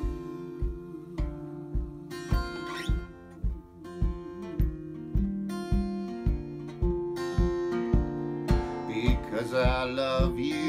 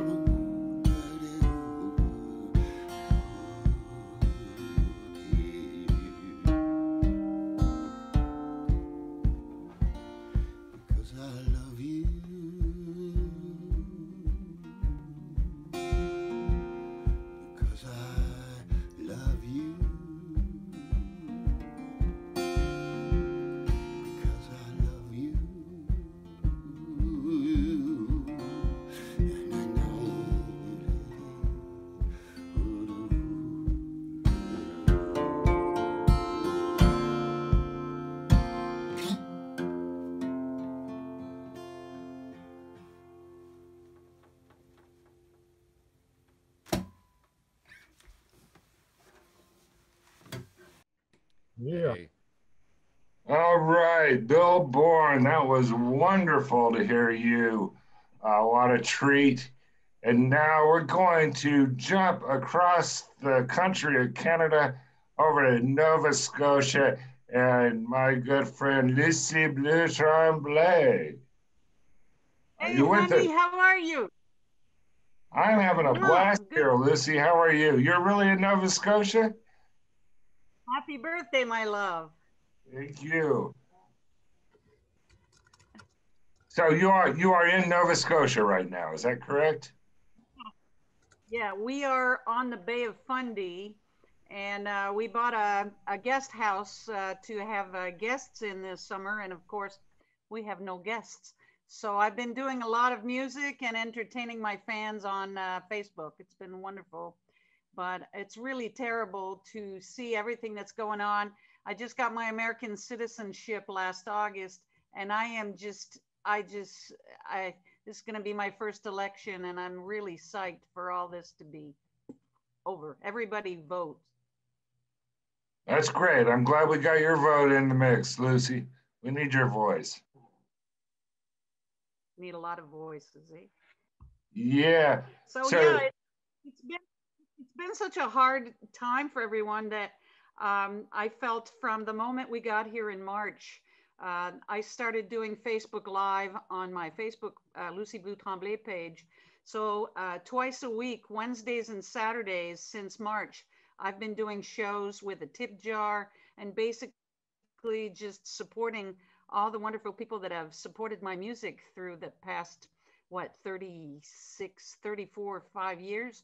And so that's what I'm doing, is I'm just waiting for invitations for virtual coffee houses. And I just really appreciate that you thought of me, because you were so good to me when I first arrived at Old Vienna with my French accent and, just starting in the United States. And you were just so kind to me. You were such a beautiful man. And I'm so happy to know you. Well, thank you very much, Lucie. And it was really a pleasure and an honor to have you joining us. So do we think your text's good enough? Do you have a song for us here? We'll get Lucie Blue live from Nova Scotia.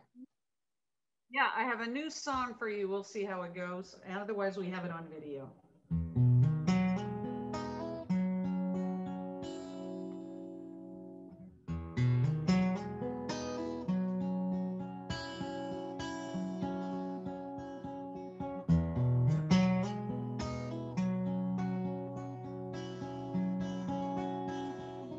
Sitting on a porch on a bluff in Nova Scotia.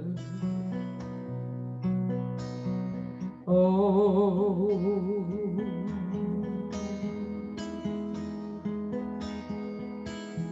such a beautiful day.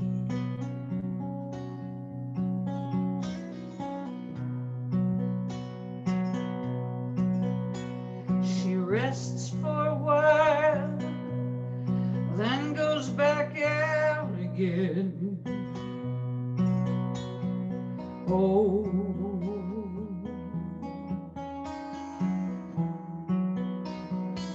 such a powerful friend.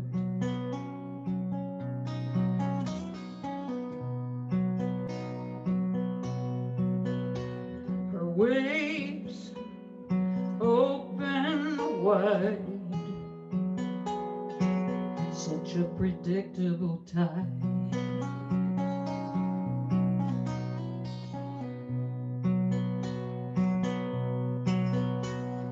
Walking by the bay as the tide rolls out.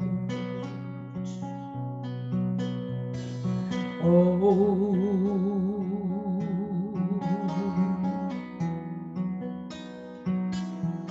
exploring all about.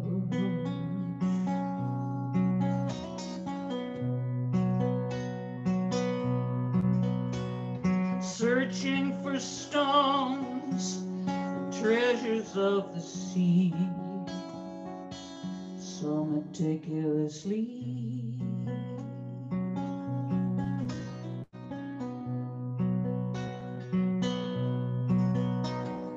Here in isolation, I think of you. You think of me. Great anticipation.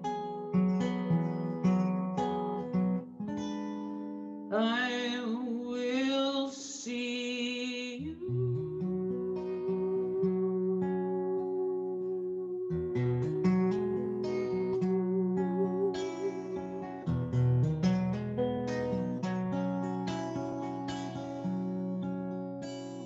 Sitting on a porch on a bluff in Nova Scotia.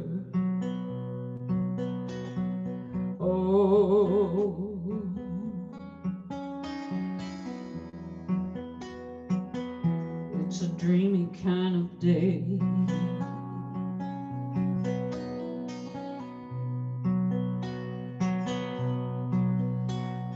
watching the sunset easing down and down and down and down. Now there's purple all around.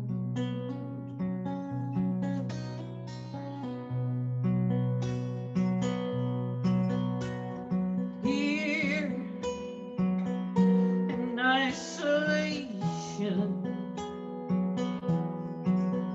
I think of you,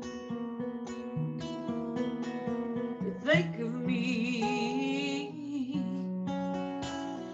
Great determination,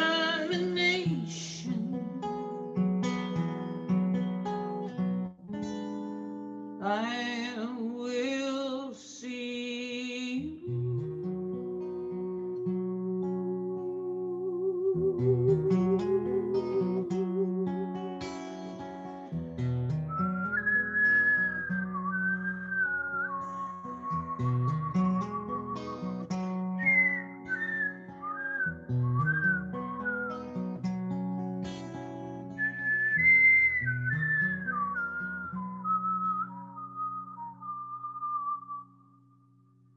Sitting on a porch on a bluff in Nova Scotia.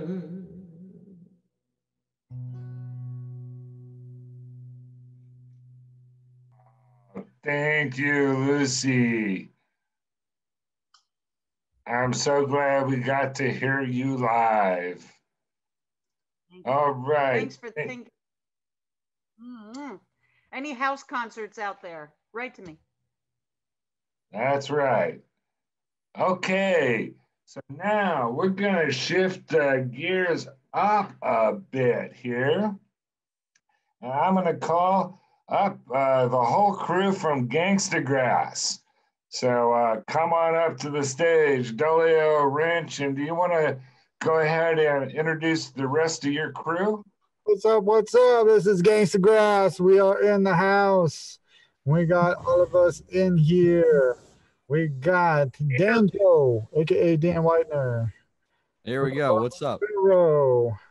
We got Sleeves, aka Sleevey Wonder. Hey. Yeah.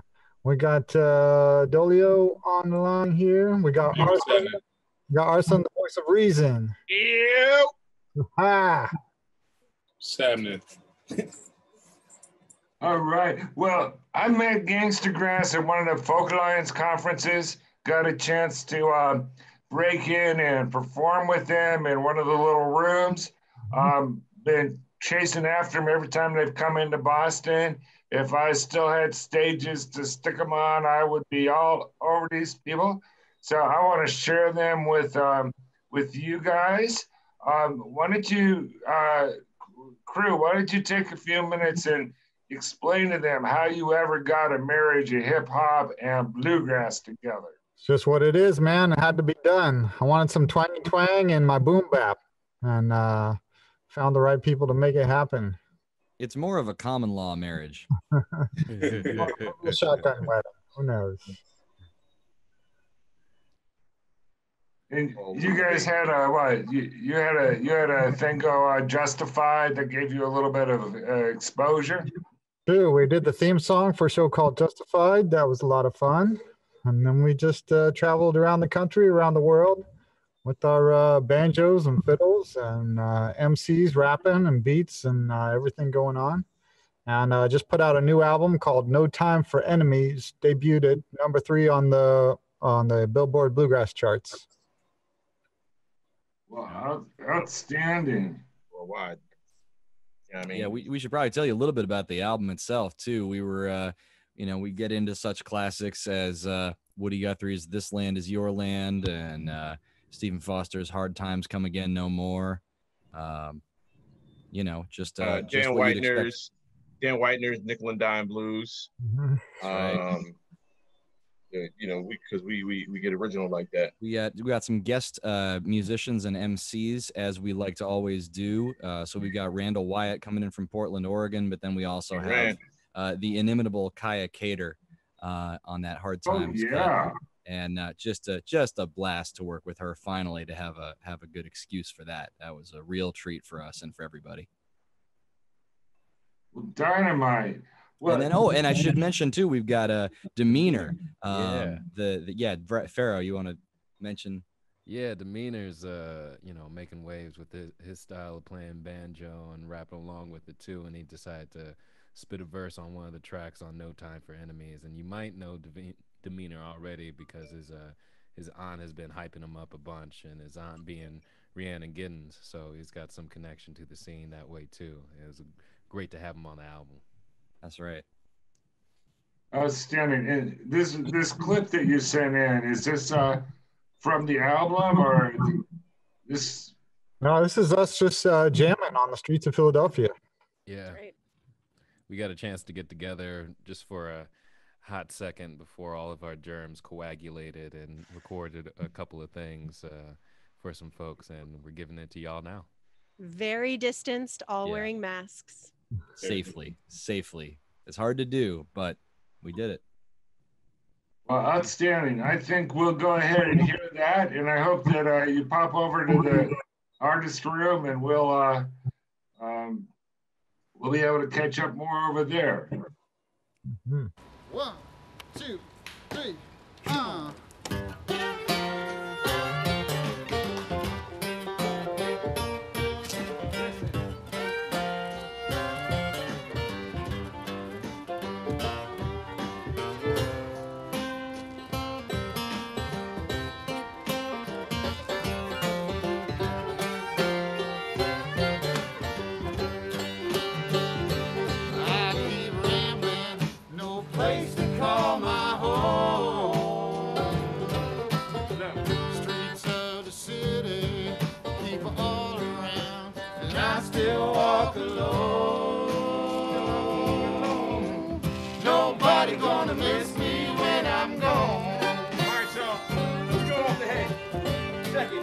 Listen, let's go.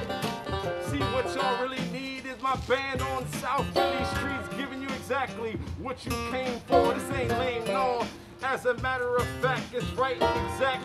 Dudes try to add up, but they can't subtract. See, I multiply when I roll with guys as nice as these on banjos and fiddles. Let me drop it like a riddle from Edwin Digma. Ain't a dude that's much bigger. Figure out that's the Rilla. I'm not Jackman, just a black man on the streets of Illinois. I don't do it by myself. I roll with my squad, and oh my God, I want y'all to recognize the way we do this is cutting rappers down the sides, down to their knees, please.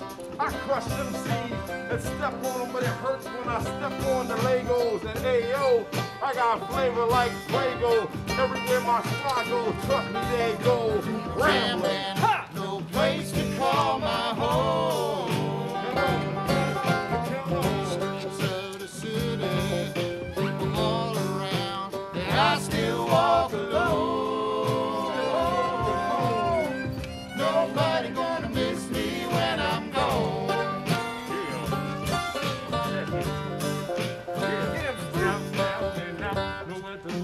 A thing to eat. I had to lean on the shield for a place to sleep. My 10 toes on the pavement, stayed in the streets. I couldn't even show my face to disgrace my peace.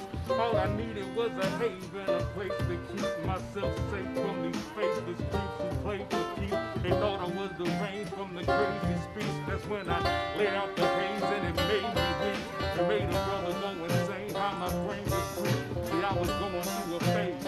Running through the main, grabbed the knife by the blade, cause the pain was deep. Got caught in the game, just trying to keep up from rags to riches, back to life on the streets. A few setbacks and bitches, now I'm trying to eat. I got to get back to business, cause I'm dying to see just a glimpse of what this life can be without boundaries. Rambling, no place to call my home. Streets of the city, people all around, and I still walk alone. Nobody gonna miss me when I'm gone.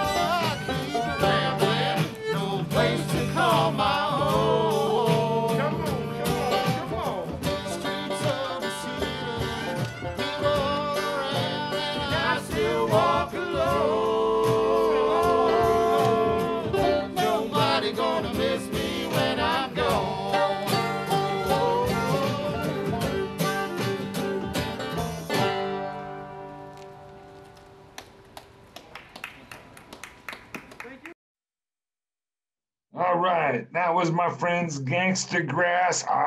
If you hadn't found them, I hope you discover them. Go seek them out in a venue or a YouTube channel near you. I think they're one of the most innovative things out there. And now, talking about innovative, these next couple of people are folks that I've had the chance to mix it up with. It's this poet music theater thing. They've taken old-timey music and applied it to the most obscure hip cover things. They are road warriors who put Chris Chandler to shame. I think they're somewhere in the hold up someplace in Colorado at the moment. But let's welcome Hogan and Moss here for a minute. Come on. Hi, Tim. Hi, Tim. Happy birthday. Happy birthday. Happy birthday to you and to Dom. Thank you so much for putting this thing together. This has just been an amazing night. We've been watching, and I've been thinking, oh man, I wish these were the people I had been hanging out with in the 90s instead of editing magazines and writing newspaper articles. You know, I just started this music career way too late. I missed you guys, but I get a taste of it now. Yeah, definitely, man. Yeah. Definitely. Yeah. So when you're a band, you're Old Weird America. When you're a duo, you're Hogan and Moss. We're Hogan and Moss. We actually corresponded with Grail Marcus about the name Old Weird America, and we sent him some music, and he wrote us back and said he would be honored for us to use the band name. So we've been using that for a couple of years, and we kind of struck up a little bit of a correspondence friendship as well. Yes, and the folks out there that are really into the literary side of things might appreciate the fact that Grail Marcus wrote a book called 3 Songs, 3 Singers, 3 Nations. And because of some research I was actually doing about Geeshie Wiley and L.B. Thomas, we corresponded back and forth, and I believe I stumbled upon some photos that are them. I don't have any way to prove it, but they might be them. And Grail took that to heart and actually put the picture on the French edition of 3 Songs, 3 Singers, 3 Nations. And the picture I found online. If you go and look at the cover of that book, that picture of the 2 women on the cover, that's the picture that I found. He thanked us both. Yeah, he thanked us both in the line in the book. When the COVID world of our tours completely being shut down, we were supposed to be in Canada. Are we in Canada now? Well, no. We were supposed. That was last month, but not. That it's the fact that John's photo made it onto the cover of Grail's book is a little cheering thing. It makes us still feel connected. Yeah. Outstanding. So we've got a video that you prepared for us. I think we're going to cut to that and look forward to catching up with you in the after party over in the other room. So, absolutely, yes. It's a Blaze Foley co-write is what you're about to hear. It's Blaze Foley wrote the words, and 20 years after his death, his sister, Marcia Weldon, gave me a notebook of his lyrics and asked me to put music to some of the songs. And so that's one of 3 official posthumous co-writes with Blaze Foley. It was filmed here at the cabin. We are at 9,000 feet, not too far from Nederland, Colorado, where the old Caribou Ranch studios were located. They're just up the road. We hike across the property where the studios used to be located. But we're at close to 9,000 feet. And we found that one thing that really helps us here in Colorado get through this, and it's perfectly legal to purchase it here, and it does a lot of good. It's this. Oxygen. It's called Boost. All right. And that's how we're doing this 9,000 foot retreat here in the Roosevelt cabin. Thank you so much for having us. Happy birthday. Happy birthday. We'll see you in Santa Fe when we can. Indeed, looking forward to it. Okay, let's get their let's get them playing there.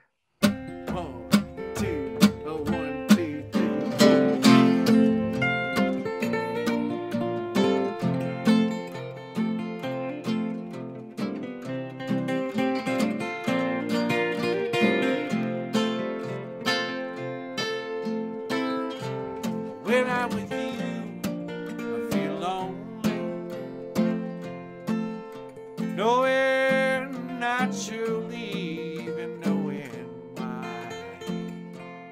No, I'll never be your one and only. I won't always cry.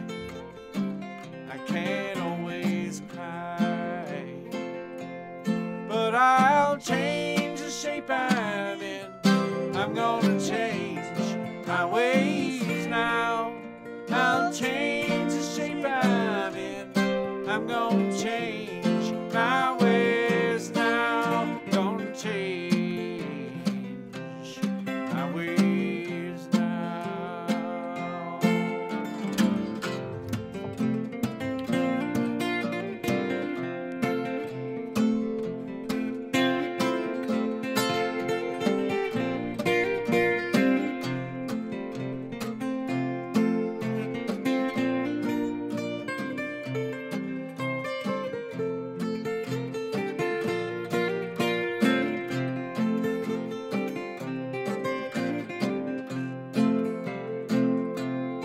Oh, I wasted so much time already, and I knew all along it'd end up this way. I've been drinking and losing friends steady. That I feel no way I can say. But I'll change the shape I'm in. I'm gonna change my ways now. I'll change the shape I'm in. I'm gonna change my ways now. Gonna change my ways now.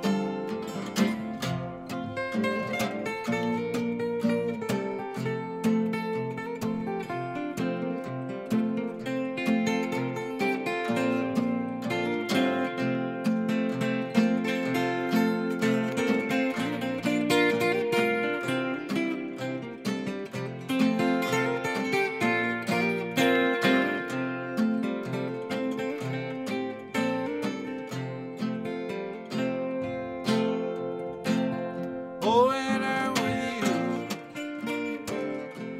I feel lonely, knowing that you will leave. I know why. No, I'll never be your one and only. I won't always cry. I can't always cry. But I'll change the shape I'm in.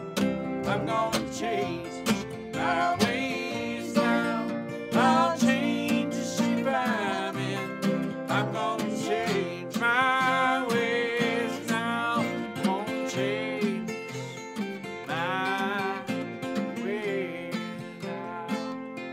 I'm gonna change my ways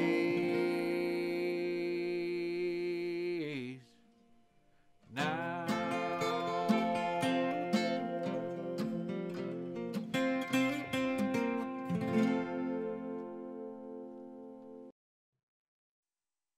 Okay, Hogan and Moss from the rarefied air of Colorado. It was wonderful to hear you. We're going to go to another one of my collaborators, and we're going all the way up to Anchorage, Alaska. Let's welcome Tom Begich. I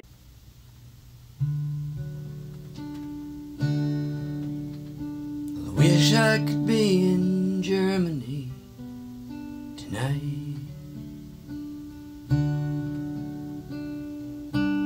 Maybe down in Africa. It's all right. We're pulling it down. 1 second. You know, well. No, it's all right. Oh, well. Okay, now we're chatting.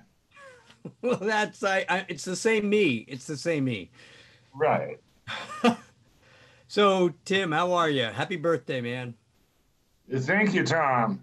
Happy to see. Yes, indeed. So we've performed as bone collectors. Still do, right? That's right. Virtually we are, right? Right. I sold one of those CDs just the other day. Outstanding. So that's where we take Tom's songs and my poems, put them together, and present them as single pieces. That's right. That's right. And we didn't even know what each of us had written. We just, when we so I met you, Tim, if you may recall this, and like I said, happy birthday to you earlier, but you may recall I met you over a bottle of tequila at a Folk Alliance, a Far West meeting over in Sacramento area. I don't know if you remember that, but we had. Oh, yes, I do remember that. I remember the bottle of tequila quite well. That's anyway, right. Got Susan Muma laughing. Well, you blew away the audience, and you've been. I just wanted to say this before we got deeper into this, but you've been a great inspiration to me. And between you and Shannon, and you helped me get that book of poetry out that sold well, and you gave me an opportunity to be on the stage at Passim for a couple of times there. And I've never really thanked you for that. So let me thank you now in front of all these people. And just great. You're just a great inspiration to all of us, buddy. Well, thanks. And hopefully this is a revival of getting some of those connections and some of that juju flowing again. We got to do it. I'm really hoping that some of the ways we're breaking the third wall down here and getting people to interact is something that we can continue. Well, I'm planning on it. So that's in the works. When I come out to Santa Fe for that hot tub you invited everybody else to, I'm going to come. I'm telling you right now. Good. Well, we're counting on that, Tom. So you and Sarah were playing a farmer's market today? Yesterday. Actually, we played yesterday, and we had a great turnout and made real money. How's that for in the time of COVID, gigging and making some cash? Well, we actually did. Watch out. You're going to get a rush up to Alaska now with all these musicians.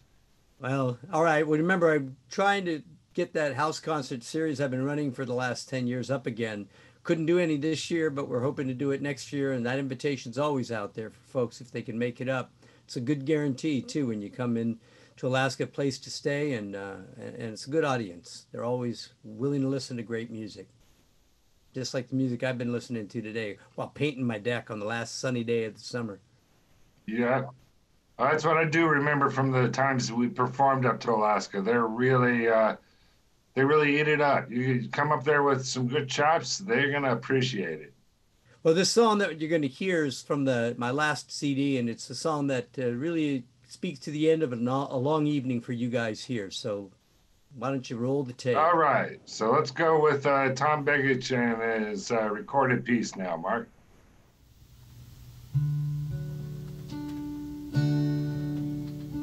I wish I could be in Germany tonight.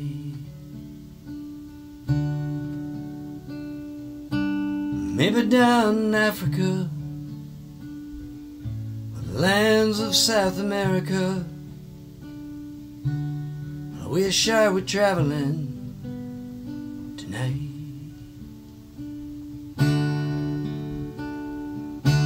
It's a road that means so much to me. Vision never clearer, wisdom never nearer. And when I find that road under me,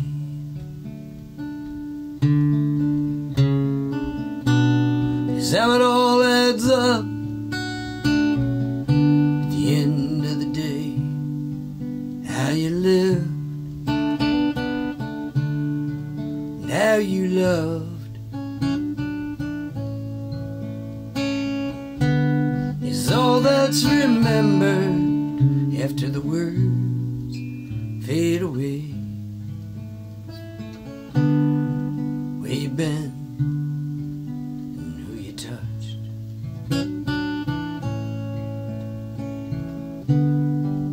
I should be traveling tonight.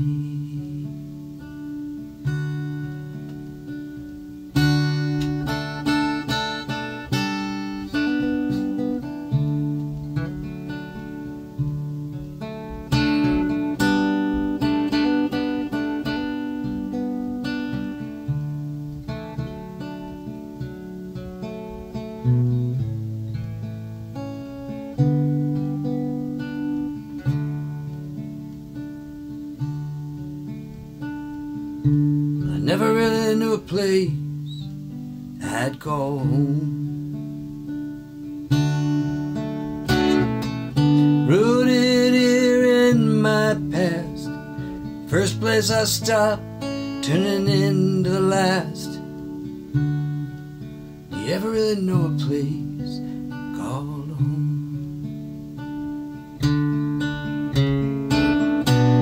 It's how it all adds up. At the end of the day, how you live, and how you love.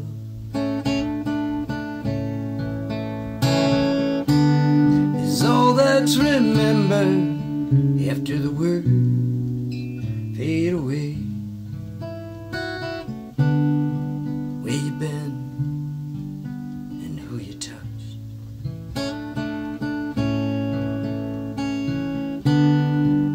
I should be traveling tonight.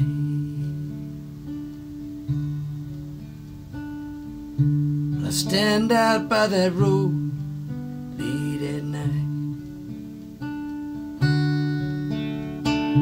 And I listen every word she says, whispered down forgotten streets and lost broad ways.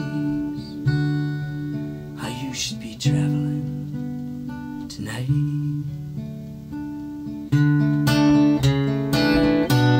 It's how it all adds up. At the end of the day, how you live, and how you love.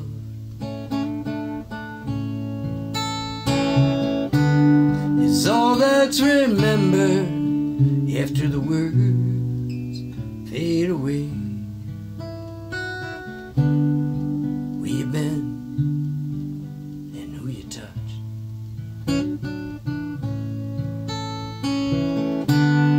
Well, I should be traveling. Oh, I should be traveling. We'll all be traveling tonight.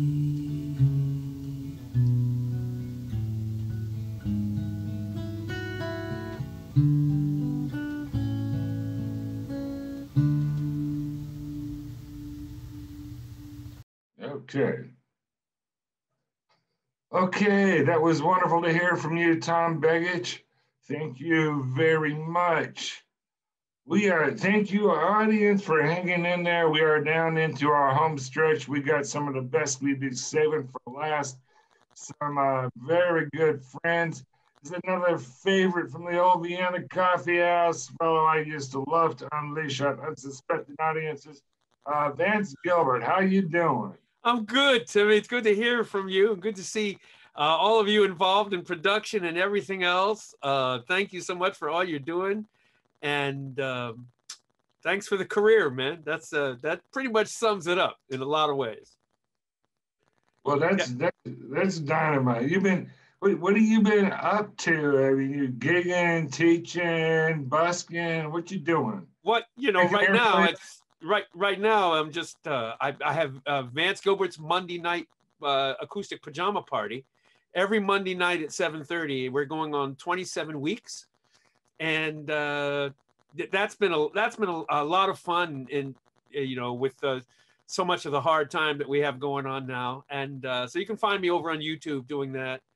I teach during the week remotely, and I'm involved with my aviation hobby and things like that. And but over the last couple of years, I've been doing albums and teaching and touring and just living the dream, as it were, Well, that is outstanding. It's good to see you looking so young and fresh. Looks like you clean up very well, my friend. Yeah, I try to keep the weight off. I got I have a big poodle that I go jogging with, and that helps a bit. And if I'm one of the great ways of not getting old is just not admitting it. That's a lie. I'm old. I don't know what I'm saying. I don't know why I'm a lie to you, Tim. I'm old as a bag of dirt, and I've been sitting in this seat and it hurts. My butt hurts. I got double cushions. All right. Well, then maybe we ought to get you off your bike. You play us a song. I'd love to. I'm so glad to be here. Thank you. Vienna was, I was playing the open mic there night after night, a couple times a month. And a friend of mine asked me before we went to the open mic, hey, we should go up and actually see a show at some point. And I said, who is the show? And it was this woman named Sean Colvin. And so I saw her, and after seeing Sean Colvin at the Old Vienna, I wanted to come home, and I wanted to be a 5'5" white woman. And it turned my life around. I realized that this is what I wanted to do, try to be an acoustic, whatever it is I do. And I have the Old Vienna to thank for so much of that. So let me play this for you. Little philosophy. You can live on pie and whiskey, but you surely won't live too long.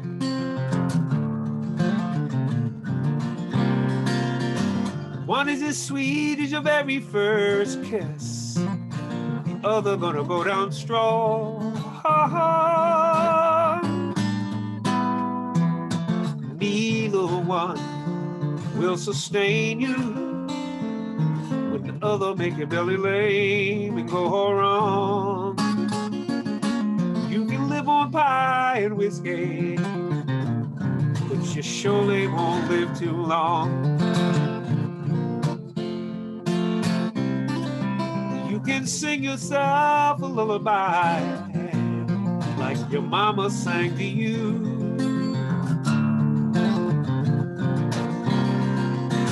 Hers was just like a ringing a bell. Yeah. Yours is like a worn out shoe. She had a voice just like honey. Yours just like leather nails and glue. You can sing yourself a lullaby like your mama sang to you. Yeah.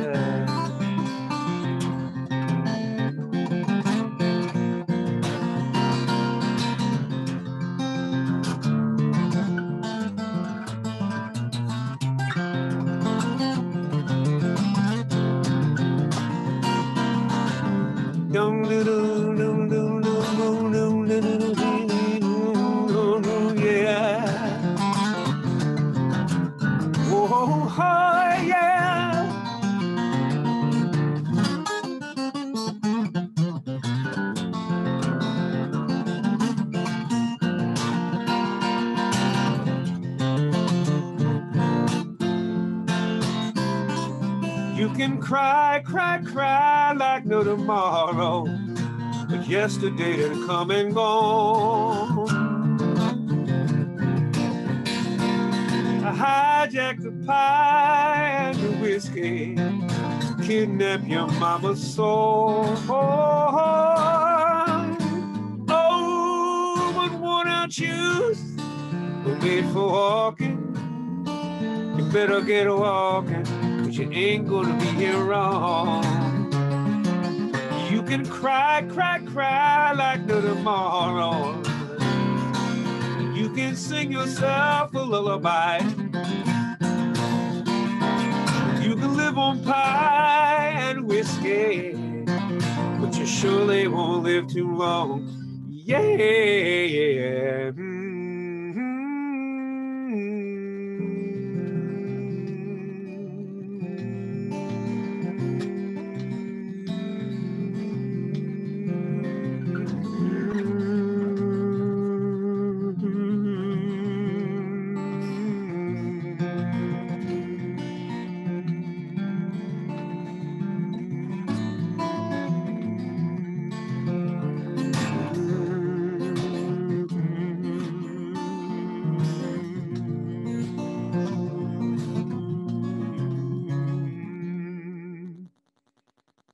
You can live on pie and whiskey, but you surely won't live too long. Oh, yeah, yeah.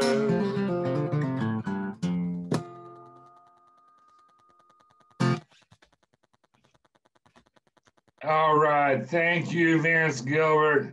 Pie and whiskey sounds like the right order. Get me some here in a minute. Well, thank you very much, Vance. Thank you so much, guys. It was a blast. Great. And hopefully you can pop over to the audience and hang out. We're getting down here. I'm going to chat for a minute with my buddy Shane Jackman from up in Salt Lake City. Shane, how are you doing, my friend? Good. How you doing, Tim? It sure is good to see you. And what a great thing this has been. There are some things in your life that make a big difference over the long term when you look back, and there's been a long term. And one of them is, you know, my coming to New England, living in the hayloft of the barn on the North Shore, and seeing how many turns around the rotary I could make in Westboro, trying to find my way to the old Vienna. But thank you, Tim. Oh, my pleasure, Shane. And have you been able to be doing much musically these days, or is this?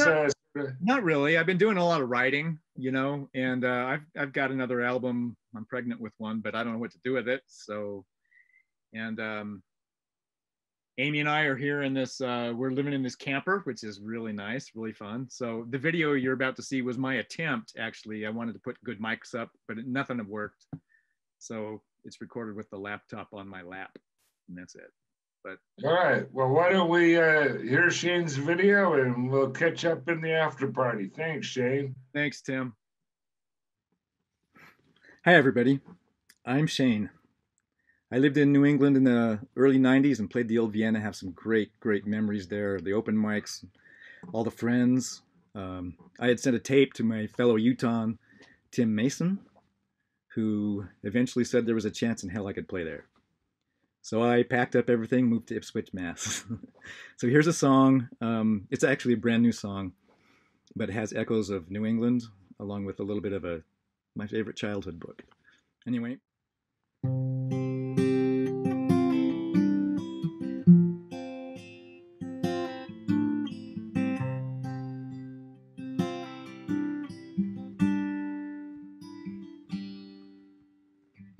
I wish I knew my sailing ships, standing tall on the slips.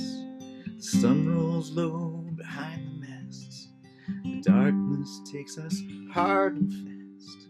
We walk the pier, touching hands, imagining those far-off lands, like somehow it would be like this if I knew my sailing ships.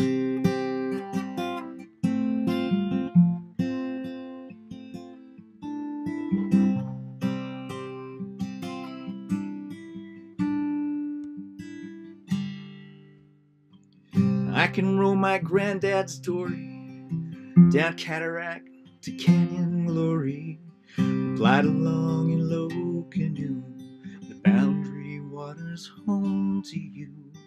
And I can take this landlocked friend, sail out to land for weeks on end, dreaming of your salted kiss, if I knew my sailing ships. We are all just children here. There are no grown-ups far or near.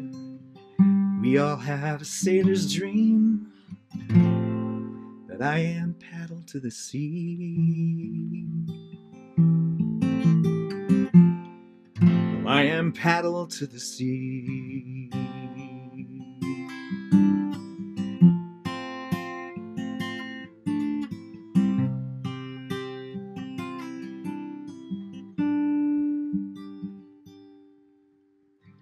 I wish I knew my sailing ships, standing tall along the slips. I wish I knew a woman's heart, 'cause we'd have had a better start. But I can stand and man the oars and paddle toward that ocean heart of yours, hoping sometimes you will see that I am paddle to the sea.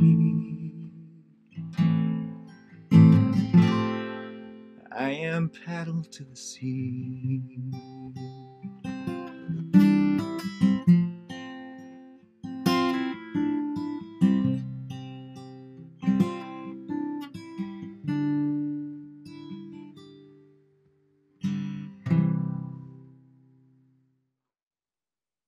All right, thanks to Shane Jackman. It's a treat to be able to jump all around the world. Shane was up in Salt Lake City. We're catching up, and now my good buddy Duncan Walters. How you doing, Duncan? You're somewhere in this country. I don't never know where you are. I'm back in New England there, Tim. How you doing, man? Good to see you. Happy birthday. Yeah, I'm having a blast. It's a dangerous thing leaving me here with a bottle of tequila, but I gotta say cheers, my friend. Absolutely, and I got some 1942. We're gonna have us a toast here in the after party. So Duncan's play with you. Yes, indeed. So I met Duncan in a memorable evening at the Cantab Lounge, and Duncan is. We've rendezvoused in Kerrville. Sometimes he's in Texas, sometimes he's in Tennessee, sometimes he's on Cape Cod. He's a real Renaissance man. Duncan, it's a pleasure to have you joining us for this party. Tim, pleasure to be here, as always. I mean, I used to say when I left the gig, I wish they please would give you a guitar and let you play it for a sobriety test. So we'll see how we do here since I've been sitting here drinking for the past 2 hours.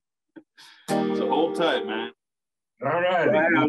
I was really impressed that Ruby's doing honky tonk and doing that. I knew she was doing the old timey stuff, but when she threw in that honky tonk thing, I was like, all right, man, love that girl. Oh yeah, yeah. See, and there is her banjolette. I still have to stay for her. And of course, Bianca, my daughter, went on the railroad ride there a little bit before Ruby and took one of my mandolins. I don't know where it's somewhere out on the train rail. So, all right, it would have been good. So, anyway, so I kind of decided to do this song based upon Ruby's little bluegrass thing. So I'll do a little picking, might speed it up a bit. So, happy birthday again.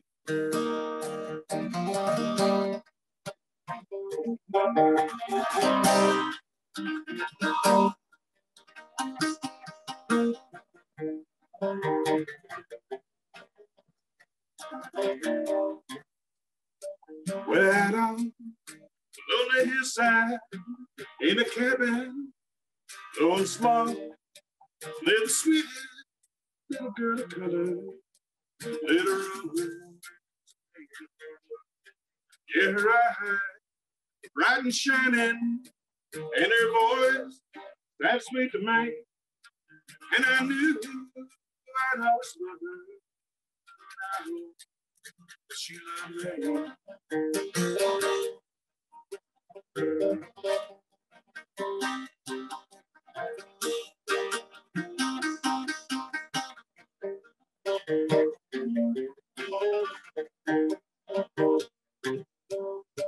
Well, my house turned to make my daughter. Oh, and this is what you said. You know you and I will never until you die. Well, then God, way up in heaven, well, for her, he did go. And I lost my pride, oh, how I loved her, my little baby.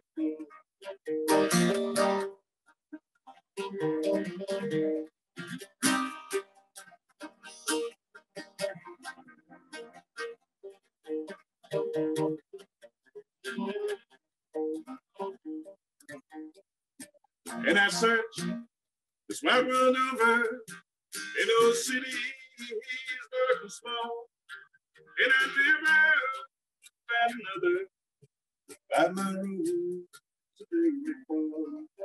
So out on a lonesome hillside in a cabin, though it's small, sat the sweetest little girl of color, little Ruby. Thank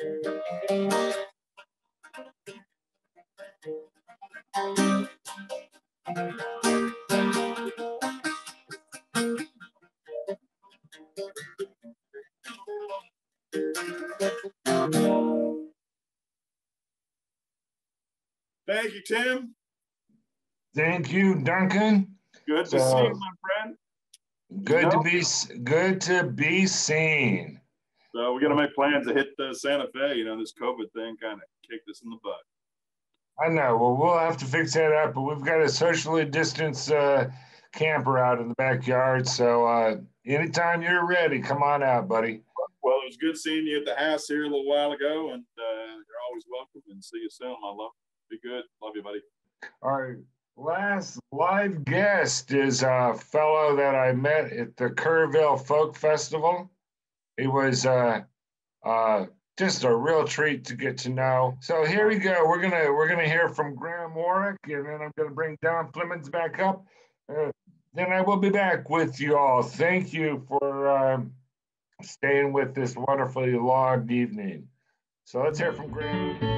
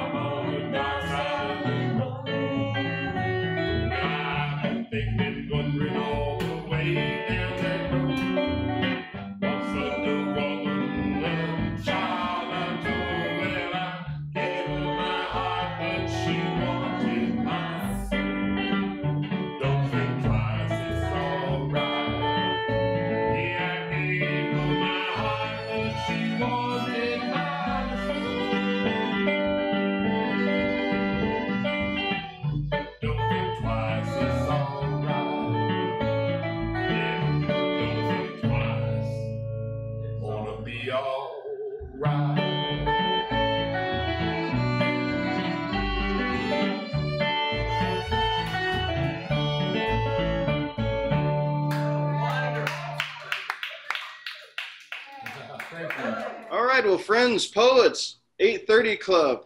It has been an amazing time with everybody. And Tim, thank you so much for having me on the event, and thanks for coming up with this wonderful idea. My birthday brother, Tim, it is always a pleasure.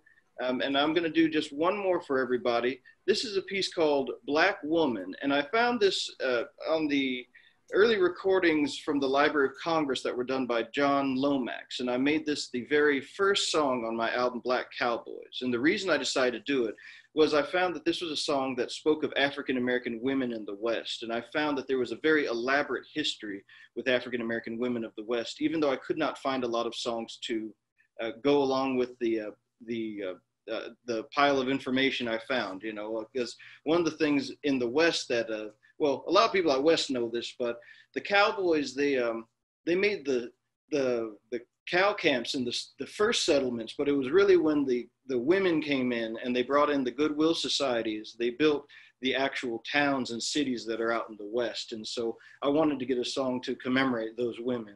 And so here's a little bit of Black Woman.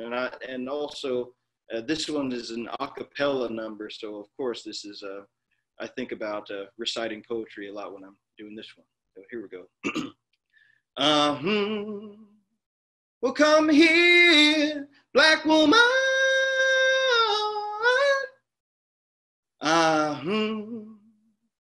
And sit on Daddy's knee.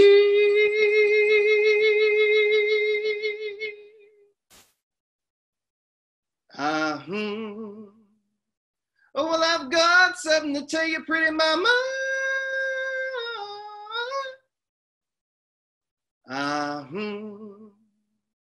Don't you holler, Lordy.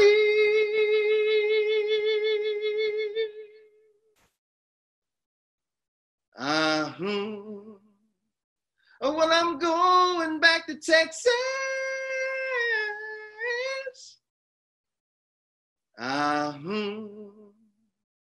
To hear that wild ox moan.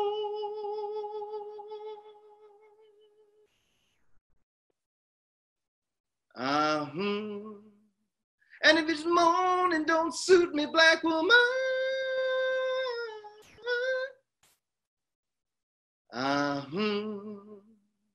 I'm gonna drive my bell cow home.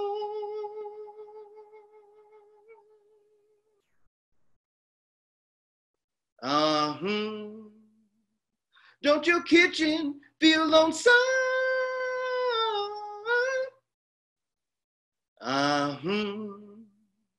When your biscuit roller's gone.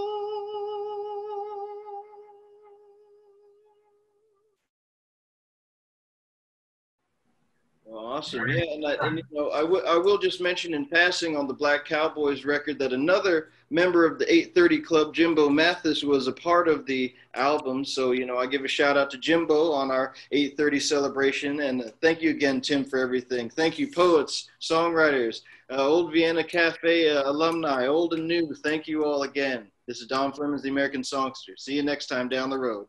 On that note, this has been the initial broadcast of the 830 Club. Thank you all, and let's roll the credits and take it home.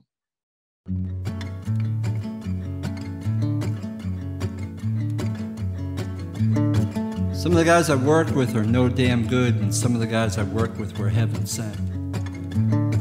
Some of the guys I've worked with remember the old days, and now they're wondering where all the work went.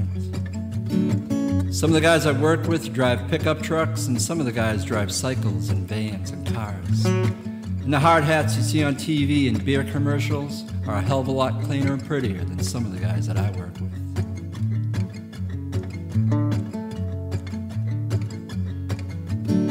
Some of the guys I've worked with would give you the shirt off their back, but there's a couple of guys on every job who try to rip it off. And I think as a group, most of us do get uncomfortable when a doctor grabs us by the nuts and tells us to cough when we're having a physical. Just like a lot of other guys.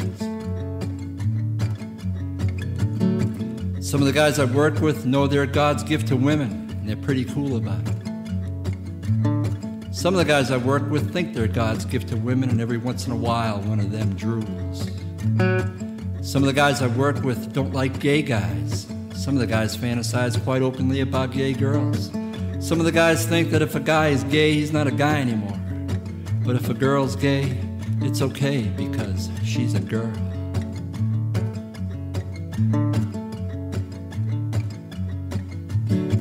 Some of the guys I work with are married and settled in. Some of the guys are as free as a breeze.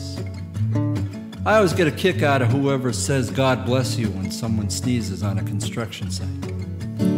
But some of the guys I work with claim they've been born again and they're happier because their hearts and their souls are bigger.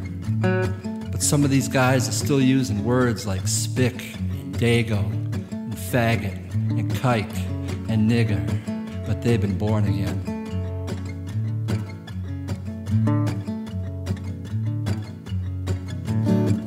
Some of the guys I work with drink too much, and there are guys just as bad who don't drink at all. Some of the guys I work with were born assholes and they don't drink, so you can't blame it on alcohol. And some of the guys I work with are kids right out of school, and breaking them in is a lot of fun. The first thing we teach them is that it doesn't take two wrong wires to burn something down, because it only takes one.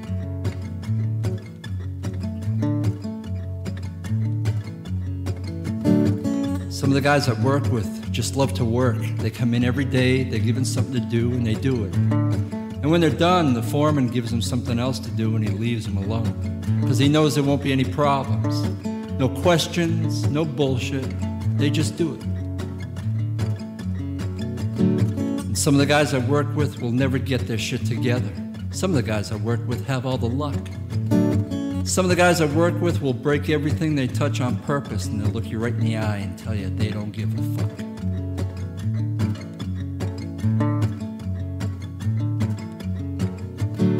Some of the guys I work with are Vietnam vets, and it's amazing what those guys went through. And every year I've seen fewer and fewer guys around from Korea, different parts of World War II. And some of the guys I work with used to be hippies. Some of the guys still are. Some of the guys I worked with came back from going out real far in their crazy days. But they made it back, and they're real good guys. Some of the guys I've worked with are Irish, Swedish, Portuguese, Polish, Lithuanian, Jewish, Native American, Afro-American, South American, Canadian, Mexican, Puerto Rican. I've worked with guys from just about every state in this country, and I've worked with guys from all over the world. And I've worked with these guys for 24 years, and no matter how hard some of them try. On a construction site, white guys try to imitate black guys, and black guys can imitate just about everybody else, but if you're not born Italian, there's no faking it.